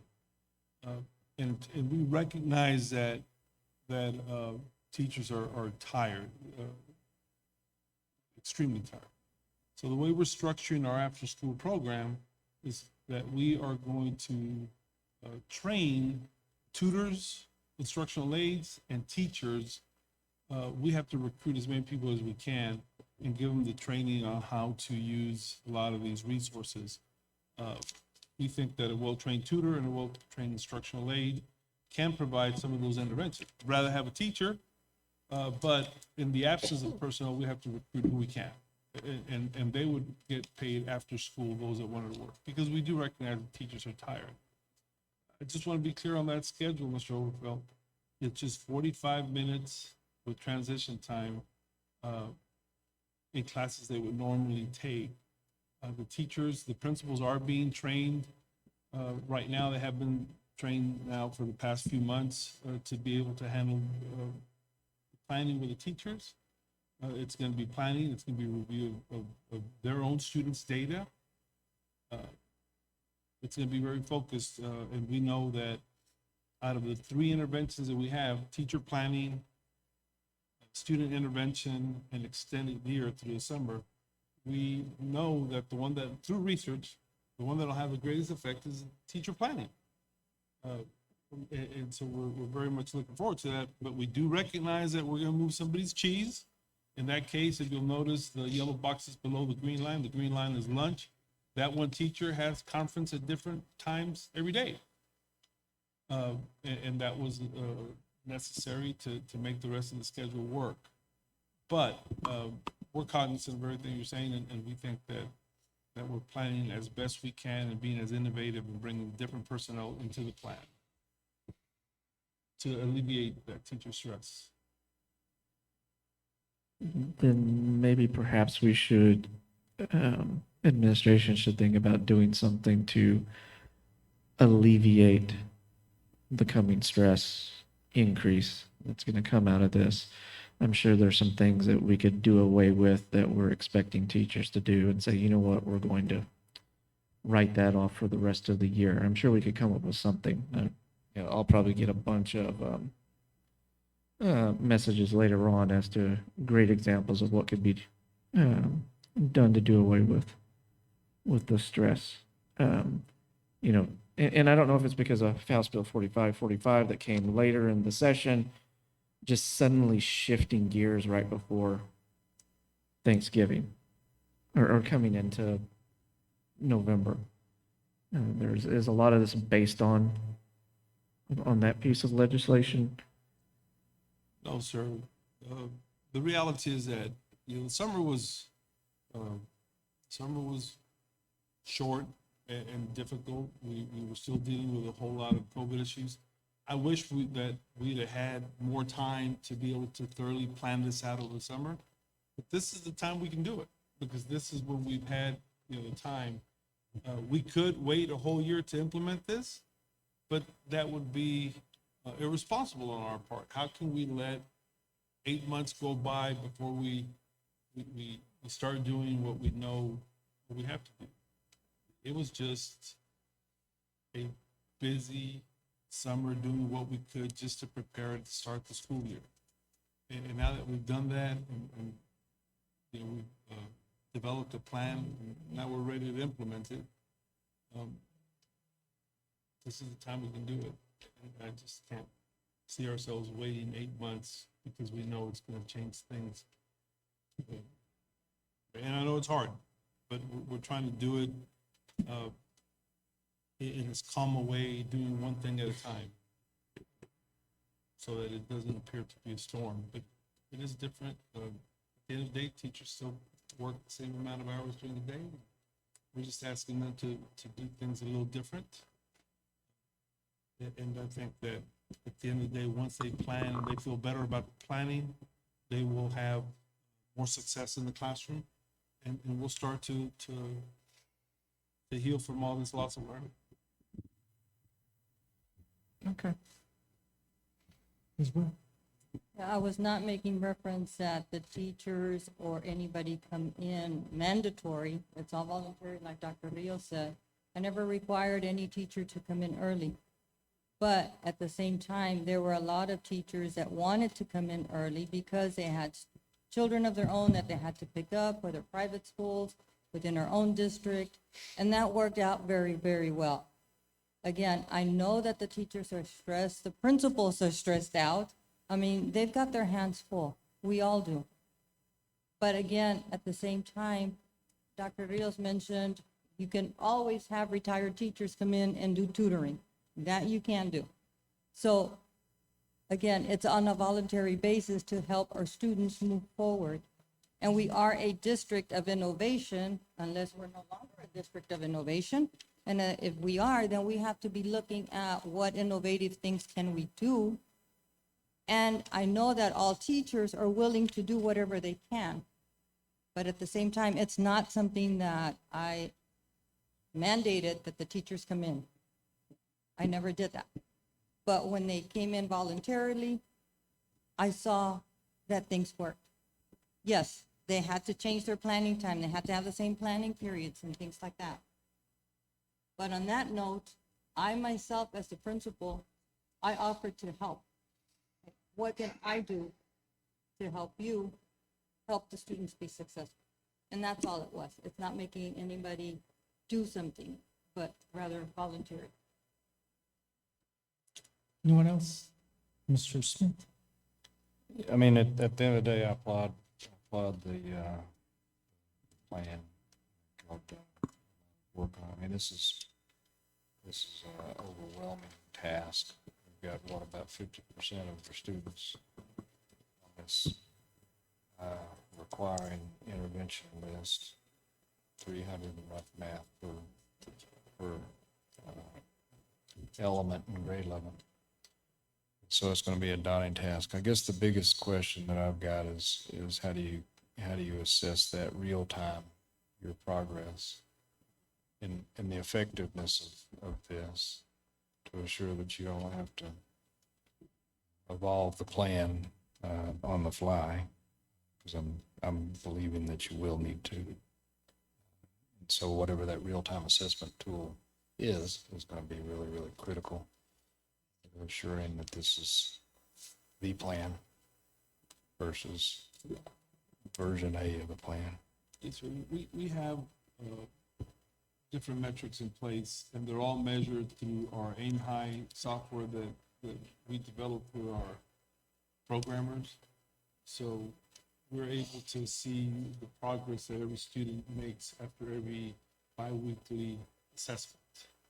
So if everybody is moving up and to the right, then we know we're moving in the right direction and we're closing that gap. If we, instead of seeing green color, which indicates up and to the right, and we start seeing red, that's plateau, or even worse, down and to the left, then we know that we have to go check the kids that are participating in the tutor.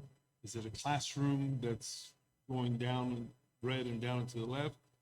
So we have those metrics in place for every 2 weeks, in Okay. both visual and And we can see that monthly on a trend chart of some sort here. Yes. Okay. Awesome, thank you. Thank you, Mr. Smith. I think a couple of things I just wanted to add, that it might build the capacity for teachers so that when teacher incentive allotment comes through, they're at a better place to be able to become master teachers and earn 6-figure salary. Because the teacher incentive allotment is quite a lot and is based on results. So any training that will happen, of course, yeah, everybody's stressed out. But the training will be good. And I think, for them to be able to build capacity and at one point, go for the teacher incentive allotment would be good. That's one aspect of it. One way of looking at it. And I'll leave it at that. Okay, before we go into the consent agenda, we've had a long, couple hours, so we'll take a little break and then come back and tackle the rest of the agenda. Take a 10-minute break. Okay, we're going to continue.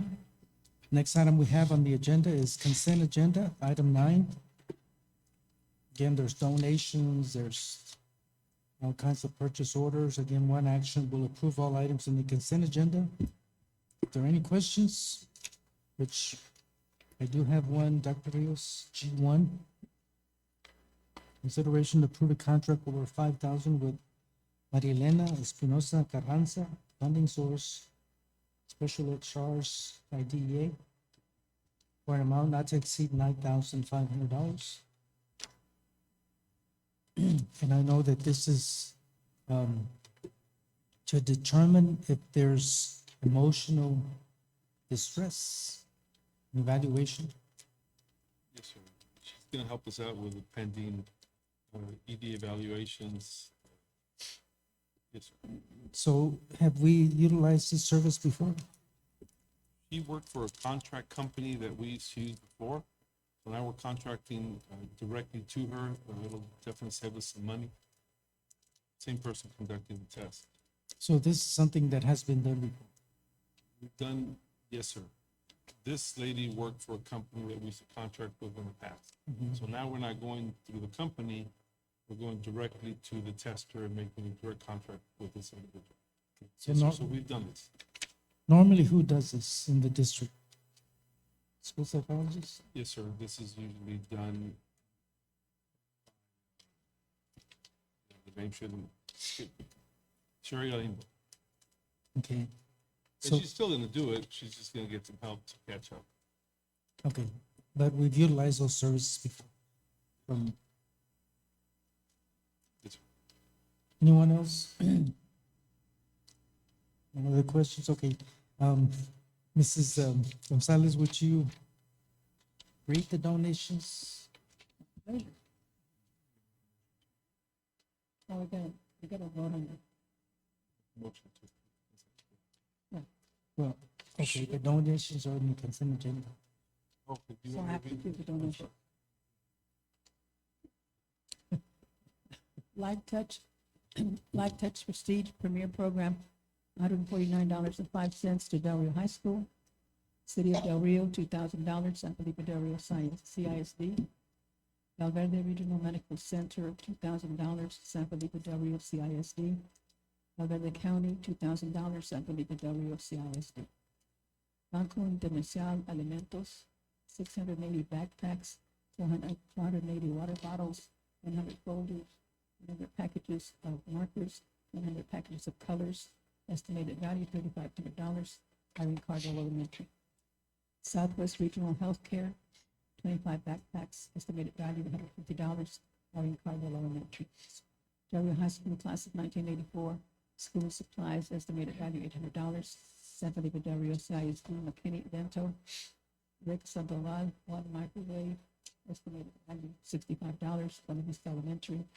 Overfelt Family, 12 bags of Starburst candy, estimated value $117.75. Dr. Fleming Calderon Elementary. Nanette and Candelario Flores, 1 case of bottled water, estimated value $3.50. Garfield Elementary. Remy and Jesus Sanchez, 2 cases of bottled water, estimated value Garfield Elementary. Veronica and Carlos Robles, 4 cases of bottled water, estimated value $14, Garfield Elementary. Elena Soto, 3 cases of bottled water, estimated value $10.50, Garfield Elementary. Elena Soto, 4 boxes of fruit snacks, estimated value $21.81, Garfield Elementary. Alicia Bodine, 30 paperback hardcover books, estimated value $150, Garfield Elementary. Thank you very much. Thank you, Madam Secretary. As always, we're grateful and thankful that individuals contribute, again, services and items to our educational programs and educational campuses. So thank you. And again, they will be posted. Again, now I'll call for consent agenda to be approved. Is there a motion?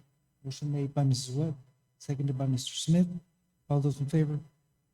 Consent agenda is approved. We go into administration, item 10 on your agenda. Discussion and possible action regarding the current mask mandate for employees. Dr. Rios. Yes, Mr. Mesa, a few meetings ago, probably 3 meetings ago, the board voted to enforce a mask mandate for employees. That evening or the next day, there was some changes in court rulings, and I discussed it with the attorney and discussed it with you, Mr. Mesa, and I sent an email to the staff indicating that we would not be enforcing the mask mandate that the board approved, but that I would encourage everyone to continue to wear their mask. Since then, there haven't been any incidences. As we go to campus, people continue to wear their masks for the most part. But I did send that email. Since then, we've had different discussions, and one discussion that came up was that by still having the board's action in play, we're still thwarting directives from the state, and by me sending the email without bringing it back to the board, I'm also thwarting board action. So the purpose today was just to make this legal and just rescind the mask mandate. Again, I didn't make that recommendation, so I won't be making today's recommendation, but that's the discussion that I'd like for the board to briefly have and take some action. So I am asking the board to rescind the mask mandate just so that we can be legally in compliance with the state and I can be compliant with your directive. I personally want to share what I feel about this is that one of the cornerstone principles of Texas Association of School Boards is that we have locally elected trustees and locally governed, and the word is locally governed and I wish I had the statement in front of me. Control. Yeah, local control. So locally governed and controlled public schools. That's exactly how the cornerstone principle reads. So the reason it's there is because Texas Association School Board feels that Governor Abbott has intervened on items that pertain to us, when, in my opinion, we lost 210 individuals during the winter storm, should be addressing power grid instead. That's my opinion. But we're trying to show that we have local control and that government officials should not be making a political statement or intervening on our behalf. We're elected to make decisions for the employees and students of our district. That's my opinion. I'd like to hear the others. I mean, I'll take the podium if you want to. At the end of the day, at the end of the day, we did have a state directive, and then, you know, it was in a battle, and we chose to create something similar to San Felipe and Del Rio going through a consolidation process, because we all know there's a lot of emotion inside those subjects, right? And the value add of going through that process during that week or week leading into that, I thought was valueless. And I still feel like it is a valueless process, because I think the programs that administration and the board has supported have done a very effective job at keeping our district managed and as COVID-free as legally possible. And so I don't want to continue making that emotional for the board nor the community, but it was there, and I think that was valueless process then. And I think this is just a housekeeping item. And so from my perspective, without going into a big emotional long-term dispute here amongst the board members, I would like to make a motion to just rescind it in order to take Dr. Rios out of harm's way, because I feel like that right now legally he's in violation of the board order. And I think the board is in violation of the state order. Whether you want to tap dance around the subjects or not, that's just the way it is. I'm not asking to change anything other than just make it where it's not putting us or Mr. Rios in jeopardy. So I make that motion. We can either go through it or not. I don't care, but Okay. don't want to make it emotional. Okay, no, I understand. Okay. Mr. Smith has made a motion to rescind the mask mandate for school employees, seconded by Ms. Orfeld. All those in favor? 2, 3, 4, 5. And all those against? 2. Motion carries. Okay. Go on to item 11, 12, sorry. There's no items under 11. Technology and operations. 12A, consideration to approve a purchase order over 25,000 with Weaver Technologies LLC not to exceed 58,000 for malware incident response and remediation. Israel Carrera. Oh, I don't know why it says. Mr. Russell, And what's that? the purpose of this item is first to have y'all approve the contracts that we want to do with Weaver Technologies to help us make improvements that were uncovered after the malware attack. But it's also just to kind of let y'all know where we are whole cybersecurity and safety, and give you all an opportunity to ask Mr. Salinas questions. He's been on board now a couple months, and he's well aware of our system. And I think he feels comfortable talking about it. So he'll make a brief or slide presentation about what we still want to do with Weaver. And then if we have any questions about the incident or system, he can answer that as well. Good evening, Mr. Mesa, Dr. Diaz, members of the board. Today we're going to talk about the cybersecurity incident response. We've been working with Weaver Technologies over the past couple of weeks on the attack, and they have sent some recommendations for cybersecurity. Do you want to raise your mic a little bit? So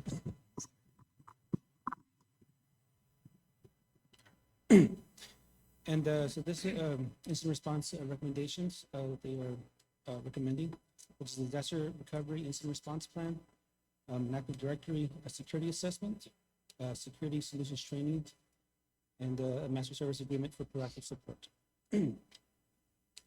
So on the disaster recovery incident plan, they're going to provide a plan for key disruptions in services and reduction of continuity. A run book to provide protocols and responses for outages and interruptions. On the Active Directory security assessment and remediation, they will be a security assessment and remediation of objects and security audit. They will consist of Active Directory security assessment documentation, an Active Directory security remediation based on security assessments, a FortiMail remediation, and a multi-factor authentication implementation, which will require users to provide at least two forms of credentials to log in. Security solutions training, they're going to provide us training on our key features that we have on our environment, which is our VMware, our IDPA security vault that has our backup data, our VMware and email and firewall filtering. And then the master security agreement with Proactive, the agreement will provide technology health checks and status reports for a year. This includes the systems and timeframes for health checks, individuals responsible for managing these systems, and individuals responsible for oversight of the systems. And these are the costs for services that are presented today. Any questions? that was going to be my question because I saw the different amounts. So I think what I saw on the $8,000 amount was to fix what had been malware. So the 8,000, the disaster recovery plan, they're gonna create the plan for a guideline to how to proceed with another future attack. So they'll have a run book of who needs to be contacted, what, all the plans necessary to respond to the incident. Because I know that it says something like remediation or something. Well, so go back to I can speak better from the last slide. Okay, The one that has the prices. All right, so the disaster recovery incident response plan, that's going to be pretty voluminous, but at the end of the day, they're going to summarize it like one of those books that we have in the classroom that says, this is what you do during a lockdown, this is what you do during the fire drill. So they're going to do the big book and then that little flip book where we can easily, check out things that we do when there is, whether it be a cyber attack, malware attack, ransomware, or just a system going down. The Active Directory security assessment and remediation, that goes deeper into understanding our own system and understanding what had gone wrong. I think that's the one that you're referring to, Mr. Mesa. But as far as them figuring out or they've already done a lot of the work for us in figuring out what had gone wrong. I don't know if you could put it more in layman's terms, Mr. Mendoza, about the Active Directory security assessment. So the Active Directory, that is where we house all of our user accounts. So, it has a username and password, and that's what controls all of our logins. So basically, they're going to do an audit of everybody that's on there, any service accounts, anything that we used for logging in. They'll audit that to make sure that there's nothing that is vulnerable or that's no longer needed or, has weak passwords of that. Organization like that. So that's where they're gonna audit and see what needs to be changed. I'm sorry, I'm looking for.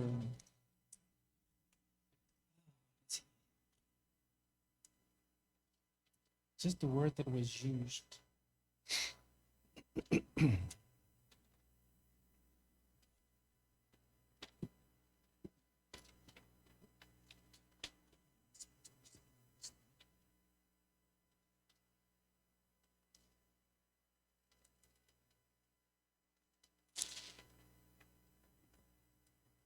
I think the word that threw me off was, it says fixed services fee, but that's the amount that was increased every time. Just kind of threw me. Yeah, that's right. This is for that particular item. Go to, that's what he just finished talking. Yeah, your approval says. Free system? The way I read it was like the first one was to clean up what the wire fraud had cost. That, for the most part. Correct, yeah, this is the other remediation, action. Okay, so this last amount is going to continue. To, For how long? fortify the system, they're gonna secure it, properly. So there was some other stuff. So go to that last slide. That amount, Mr. President, everything has a fixed time. Master service agreement. That $50,000. So the disaster recovery plan, that's one project they're gonna do for us. So that might take them 3-4 months to do. We'll get a timeline on that. The active directory recovery, that's also gonna take a fixed amount of time. They're gonna check all our passwords and see who has access to what, to make sure that's in line. The training, we're gonna pay them $10,000, but it's over a course of a few days. The master services agreement, that's for a whole year. They're gonna make sure that we're doing the wellness checks that we're supposed to be doing every weekly, or bi-weekly, monthly, quarterly. But after we pay that amount, we shouldn't have to redo this contract the following year. So it's a one-time deal. Okay, that seems very reasonable compared to what we have lost or potentially have lost. But I think I still have the question where there are other software costs that will be coming because of the plan that. Sir, everything that's being dealt with here is part of our system. The software costs that we had, that's already been taken care of. Carbon fiber software that we have, it's taken care of. There shouldn't be any additional software. Correct. Those are all. I've got just a couple minor questions. So, or maybe resize this thing where it makes sense to me. What I think got us into this mess to start with is the fact that we weren't internally performing what would be done inside this master service agreement. Is that, am I digesting that piece right? And then therefore, this proposal is to say, okay, I'm gonna pay somebody to do those services for me. And in this case, if we wanted to look at this would be one-time transactions for the first 3 items, and then a potential of having somebody do this master service, proactive support every year forever, so that we don't get ourselves into this again on just being the lack of discipline, which is really what got us into it to start with, right? Master service agreement is them developing for us those checks and making sure that we're doing it for a year. So it's kind of like a year-long training. They're creating the framework. They're not doing it for us? They're not doing it for us? No, I mean, the idea is that they check, they might help us. So for example, one of the big things that we have to do is make sure that all the data is being backed up into the vault, and that we're retrieving it from the vault backed up. So have an exercise. So what happens when we get hit and then we want to take the data back? And that is more involved and requires a lot more support from people with a higher skill set than what we have here. So they would oversee that for the first year. Now, if we didn't feel comfortable at the end of the year, we said, you know, we need more training so that we can renew that master services agreement. I don't foresee, but it is possible. Yeah, maybe I need to rephrase the way I said this. I mean, we were trained before, right? And so why do that? And just contract the service to be done, and then just assure inside our disciplines that we're gonna cut POs to have the service done annually, and we just forget about it. Why train us to do something that we failed to do before? Because we knew to do it before. And we were trained, and we just decided not to, and that's really what got us in trouble to start with. And so just contract it, going into it, cut POs together. I mean, this isn't that big of a deal, $1,000 or $2,000 a month, just to have somebody do it for us. And don't forget about training. And let our people focus on what they're, unless I'm just misinterpreting what those last two items are. Right, Mr. Smith, but on this master services agreement, it's not them doing it for us. I got it. Every 2 weeks. If we wanted them to contract them to do it for us, you know, those weekly, monthly health checks, it would be a lot more than that. Okay, maybe I'm misunderstanding the fact, because I'm understanding that that they're taking that process over for a year here. On top of that, they're gonna charge us $10,000 to train us to do it.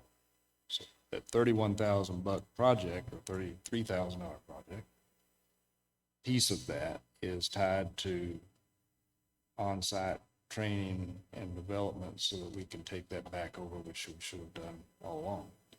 And if I'm misreading that, and for them to just take it over is gonna be $1 million a year, then let's rethink that. The first security solutions training is just sharpening the skills of our people. You're right, for some stuff that wasn't happening. But the master services agreement only has to do with developing, because those health checks that we should be doing, there is no document out there that we can point to. It says, all right, Joe, did you do the 2-week check? Did you do the 4-week? We don't have that in place. So they're going to develop that for us, and then with the more difficult health checks, they're going to help us. But that security solutions training isn't directly related hand-in-hand to the master services agreement. Now, I'll ask them for a quote on the master services agreement to see what they can do, and provide an update. But those two, security solutions and master service, they're not, one doesn't necessarily go with the other. Okay, then maybe I'm misinterpreting, but my belief is that if we're gonna go after this is all over with, and we're gonna rely on our own disciplines and nothing more than that to assure that we protect ourselves going forward, I vote we figure out how to get somebody else accountable for it and pay them to do the service. Absolutely, and I see where you're coming from. I'll visit with Israel, Mr. Salinas, and Donnie. He's been really responsive about what it would cost moving forward to just say, okay, how do we either have you do some of this important stuff, or how do we have you consult with us on a quarterly basis to make sure these things are done? You go through that checklist, and so yeah, absolutely. I definitely see the benefit of that. We'll have that conversation. Okay, thank you. Anyone else? If not, we'll call for the motion.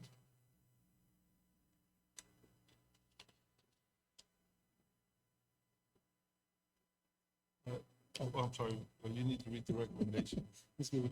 Not a- It is a recommendation of the administration that the Board of Trustees approves the payment purchase of a 25,000 to Real Technologies LLC not to exceed $58,826. Heard the recommendation from administration. Is there a motion for approval? Motion made by Ms. Gonzalez, seconded by Mr. Orfeld.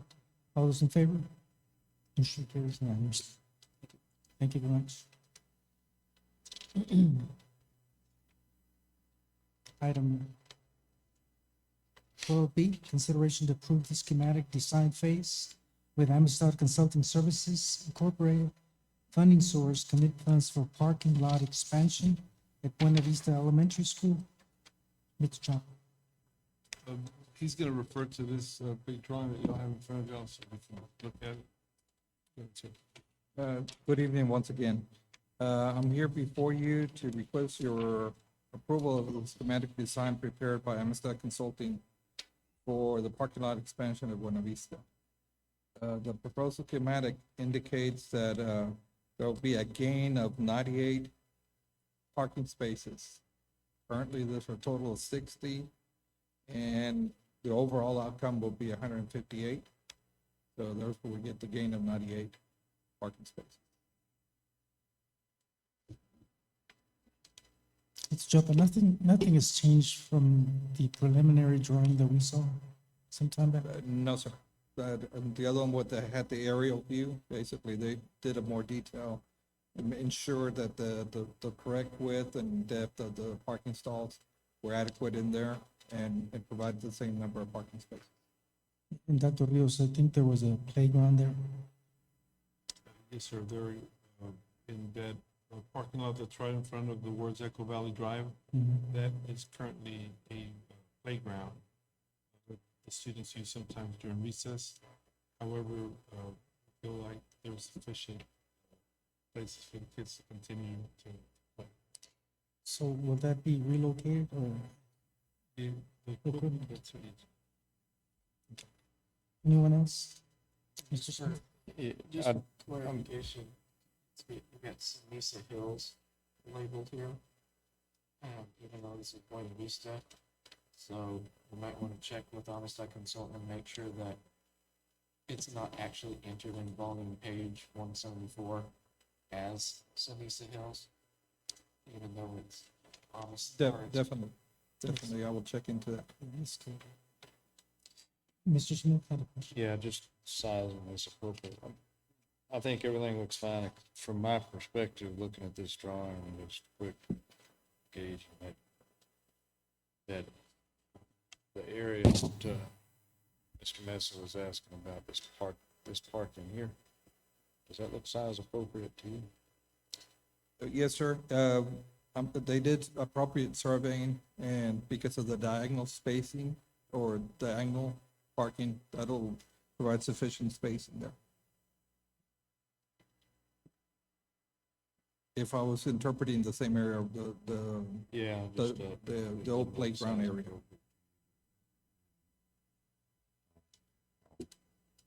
Yield it.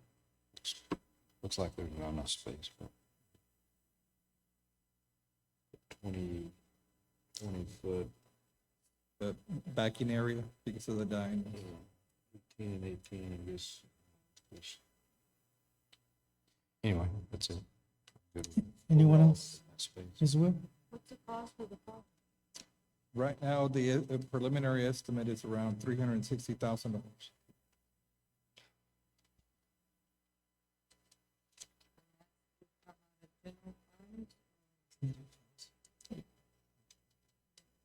The board, that's one of the areas that the board committed funds to.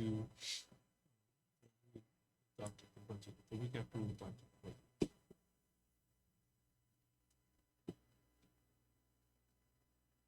Where do the buses come in right now? On Echo Valley? Old parking lot? Or is that further down? My understanding is that buses come in, there's not that many buses. Right in front of the school and that entrance that goes right in front of the office. Where's this kitchen supply? Well, Before. right before that. Right here, ma'am?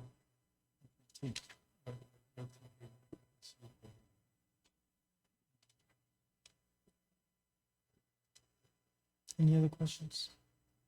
Recommendation, please. Yes, sir. It is the recommendation of administration that the Board of Trustees approve the schematic design phase with Amistad Consulting Services for the parking lot expansion of Buena Vista Elementary. Thank you. You've heard the recommendation. Is there a motion for approval? Motion made by Ms. Contreras, seconded by Mr. Smith. All those in favor? Motion carries unanimously. Thank you. Item 13, Business and Finance. Item 13A, consideration to approve disposal of surplus furniture from Old Garfield campus. Amy Childress. Good evening, President Mesa, Dr. Rios, and members of the board. As new furnishings and or equipment has been purchased by campus or departmental personnel, the unused furnishings or equipment have been placed in storage. The retired furniture equipment is offered to other campuses and departments or locations throughout the district, and then any remaining furniture or equipment is then placed in a surplus sale to the public. At this time, you've been provided a listing of items that have been stored at the Old Garfield campus, and these items have been deemed of no value to the district and of no use to any other district campus or office location. And we do have a request from a group of Canafe preschools in Ciudad Acuña at this time that we are looking at donating the furniture and equipment. Questions from board members? Recommendation, please. Yes, sir. It is the recommendation of the administration that the Board of Trustees approve the donation of these items to Canafe preschools in Ciudad Acuña. For the recommendation, there's been a motion by Mr. Smith. Is there a second? Let me ask one question, because just for a formality, I mean, I applaud the idea, but Question.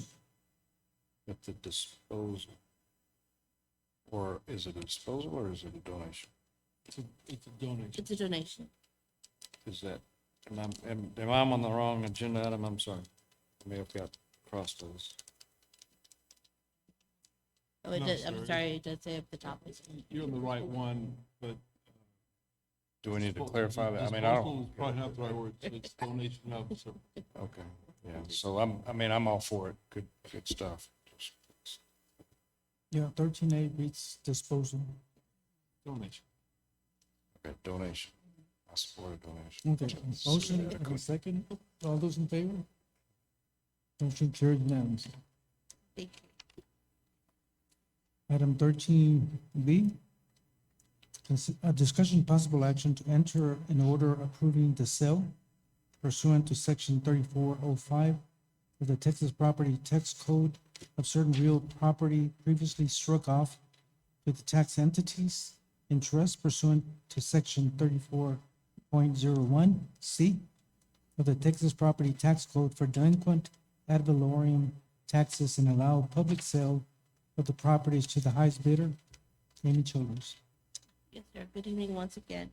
The law firm of Linebarger, Goggin, Blair, and Sampson LLP has compiled a list of real property previously struck off to the tax entities in trust pursuant to section 34.01C of the Texas Property Tax Code for delinquent ad valorem taxes and allow the public sale of the properties to the highest bidder. And in your packet, you have been provided a listing of 8 properties that they are looking at offering up for bid, and it does have the information and the amounts that would be received from these biddings. Questions?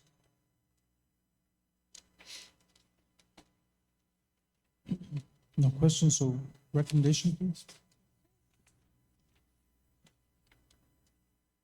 It is the recommendation of the administration that the Board of Trustees discuss and take possible action to enter an order approving the sale pursuant to section 34.05 of the Texas Property Tax Code of certain real property previously struck off to the tax entities in trust pursuant to section 34.01C of the Texas Property Tax Code for delinquent and ad valorem taxes. At the recommendation, there's a motion by Mr. Smith, second by Mrs. Webb. All those in favor? Motion carries unanimously. Thank you very much. Thank you. Item 14, Human Resources.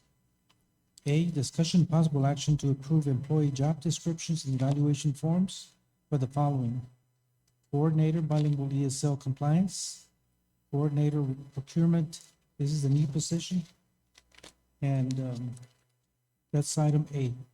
Yes, sir. Good evening, President Mesa, Dr. Rios, members of the board. In your seat, you find an updated board memo, which states the new position title as Coordinator for Purchasing. Originally, it was going to be a procurement clerk, and now it's going to be a purchasing coordinator. So I just want to make that correction. And you can find the board memo there in your seat. So the first job description is the bilingual ESL compliance coordinator. And the program director is asking to include, to be specific, that the master's degree is preferred, but the bachelor's degree is required. And also to include a valid bilingual certification for this position. Those are the major changes. There's another change on page 307 of your booklet that says assist in creating and maintaining content for the direct webpage for parent information. And then attends LPAC meetings as needed. Those are the only changes for this job description. Any questions on this job description? Board members? No questions. Recommendation? Well, the other job description, yes, the other job description, it is a new job description. So it would be purchasing coordinator. And this position is to help the department for succession for this position.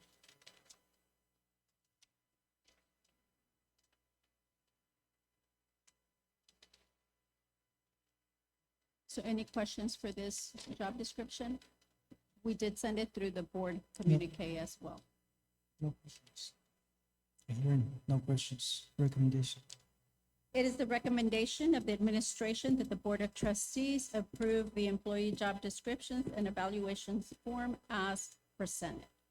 Heard the recommendation, is there a motion for approval? Motion made by Mr. Smith, seconded by Mr. Contreras. All those in favor?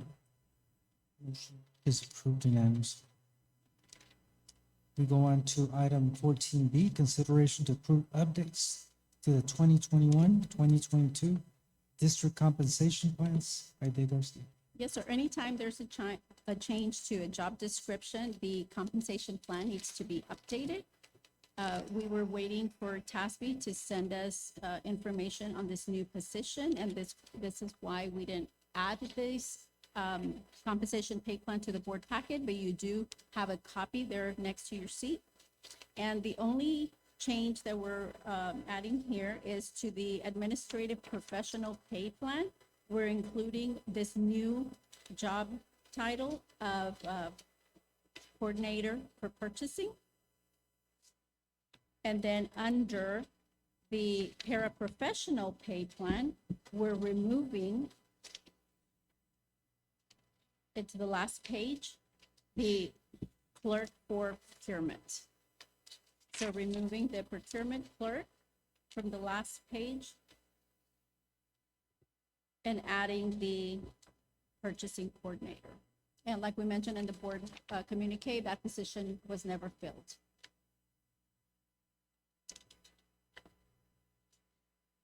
Any questions on the compensation pay plan? Questions? Hearing no questions. Recommendation? It is the recommendation of the administration that the Board of Trustees approve updates to the 2021-2022 district compensation plans as presented. Heard the recommendation, is there a motion for approval? Motion made by Mr. Smith, seconded by Ms. Oliphant. All those in favor? Motion carries unanimously. Thank you. Okay, the time is 9:21 p.m. We will go into closed session rather, pursuant to 551.074 and 551.071.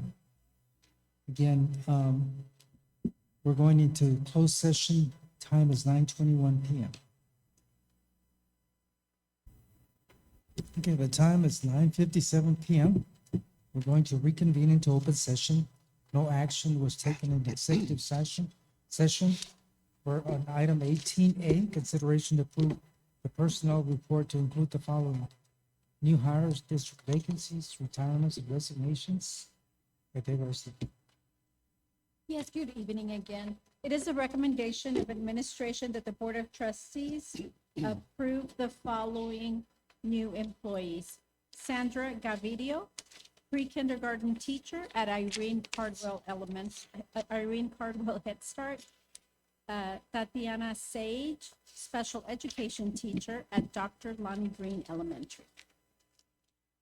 For the recommendation, is there a motion for approval? Motion made by Mr. Smith, seconded by Amy Haynes.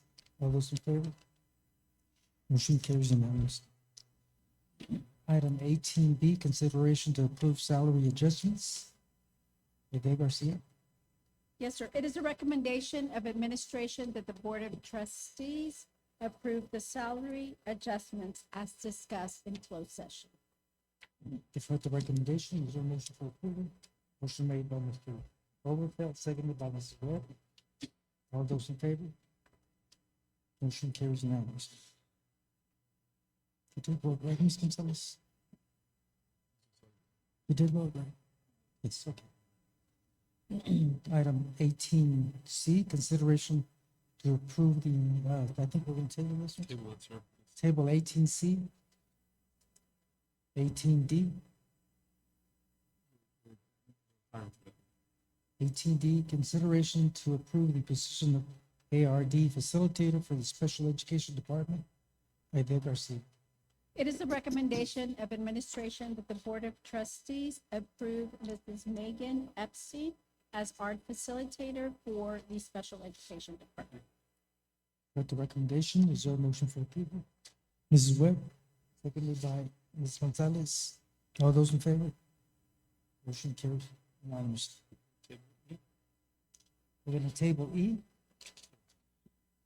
and go to item F, consideration to approve the position of principal for Del Rio High School. Ede Garcia.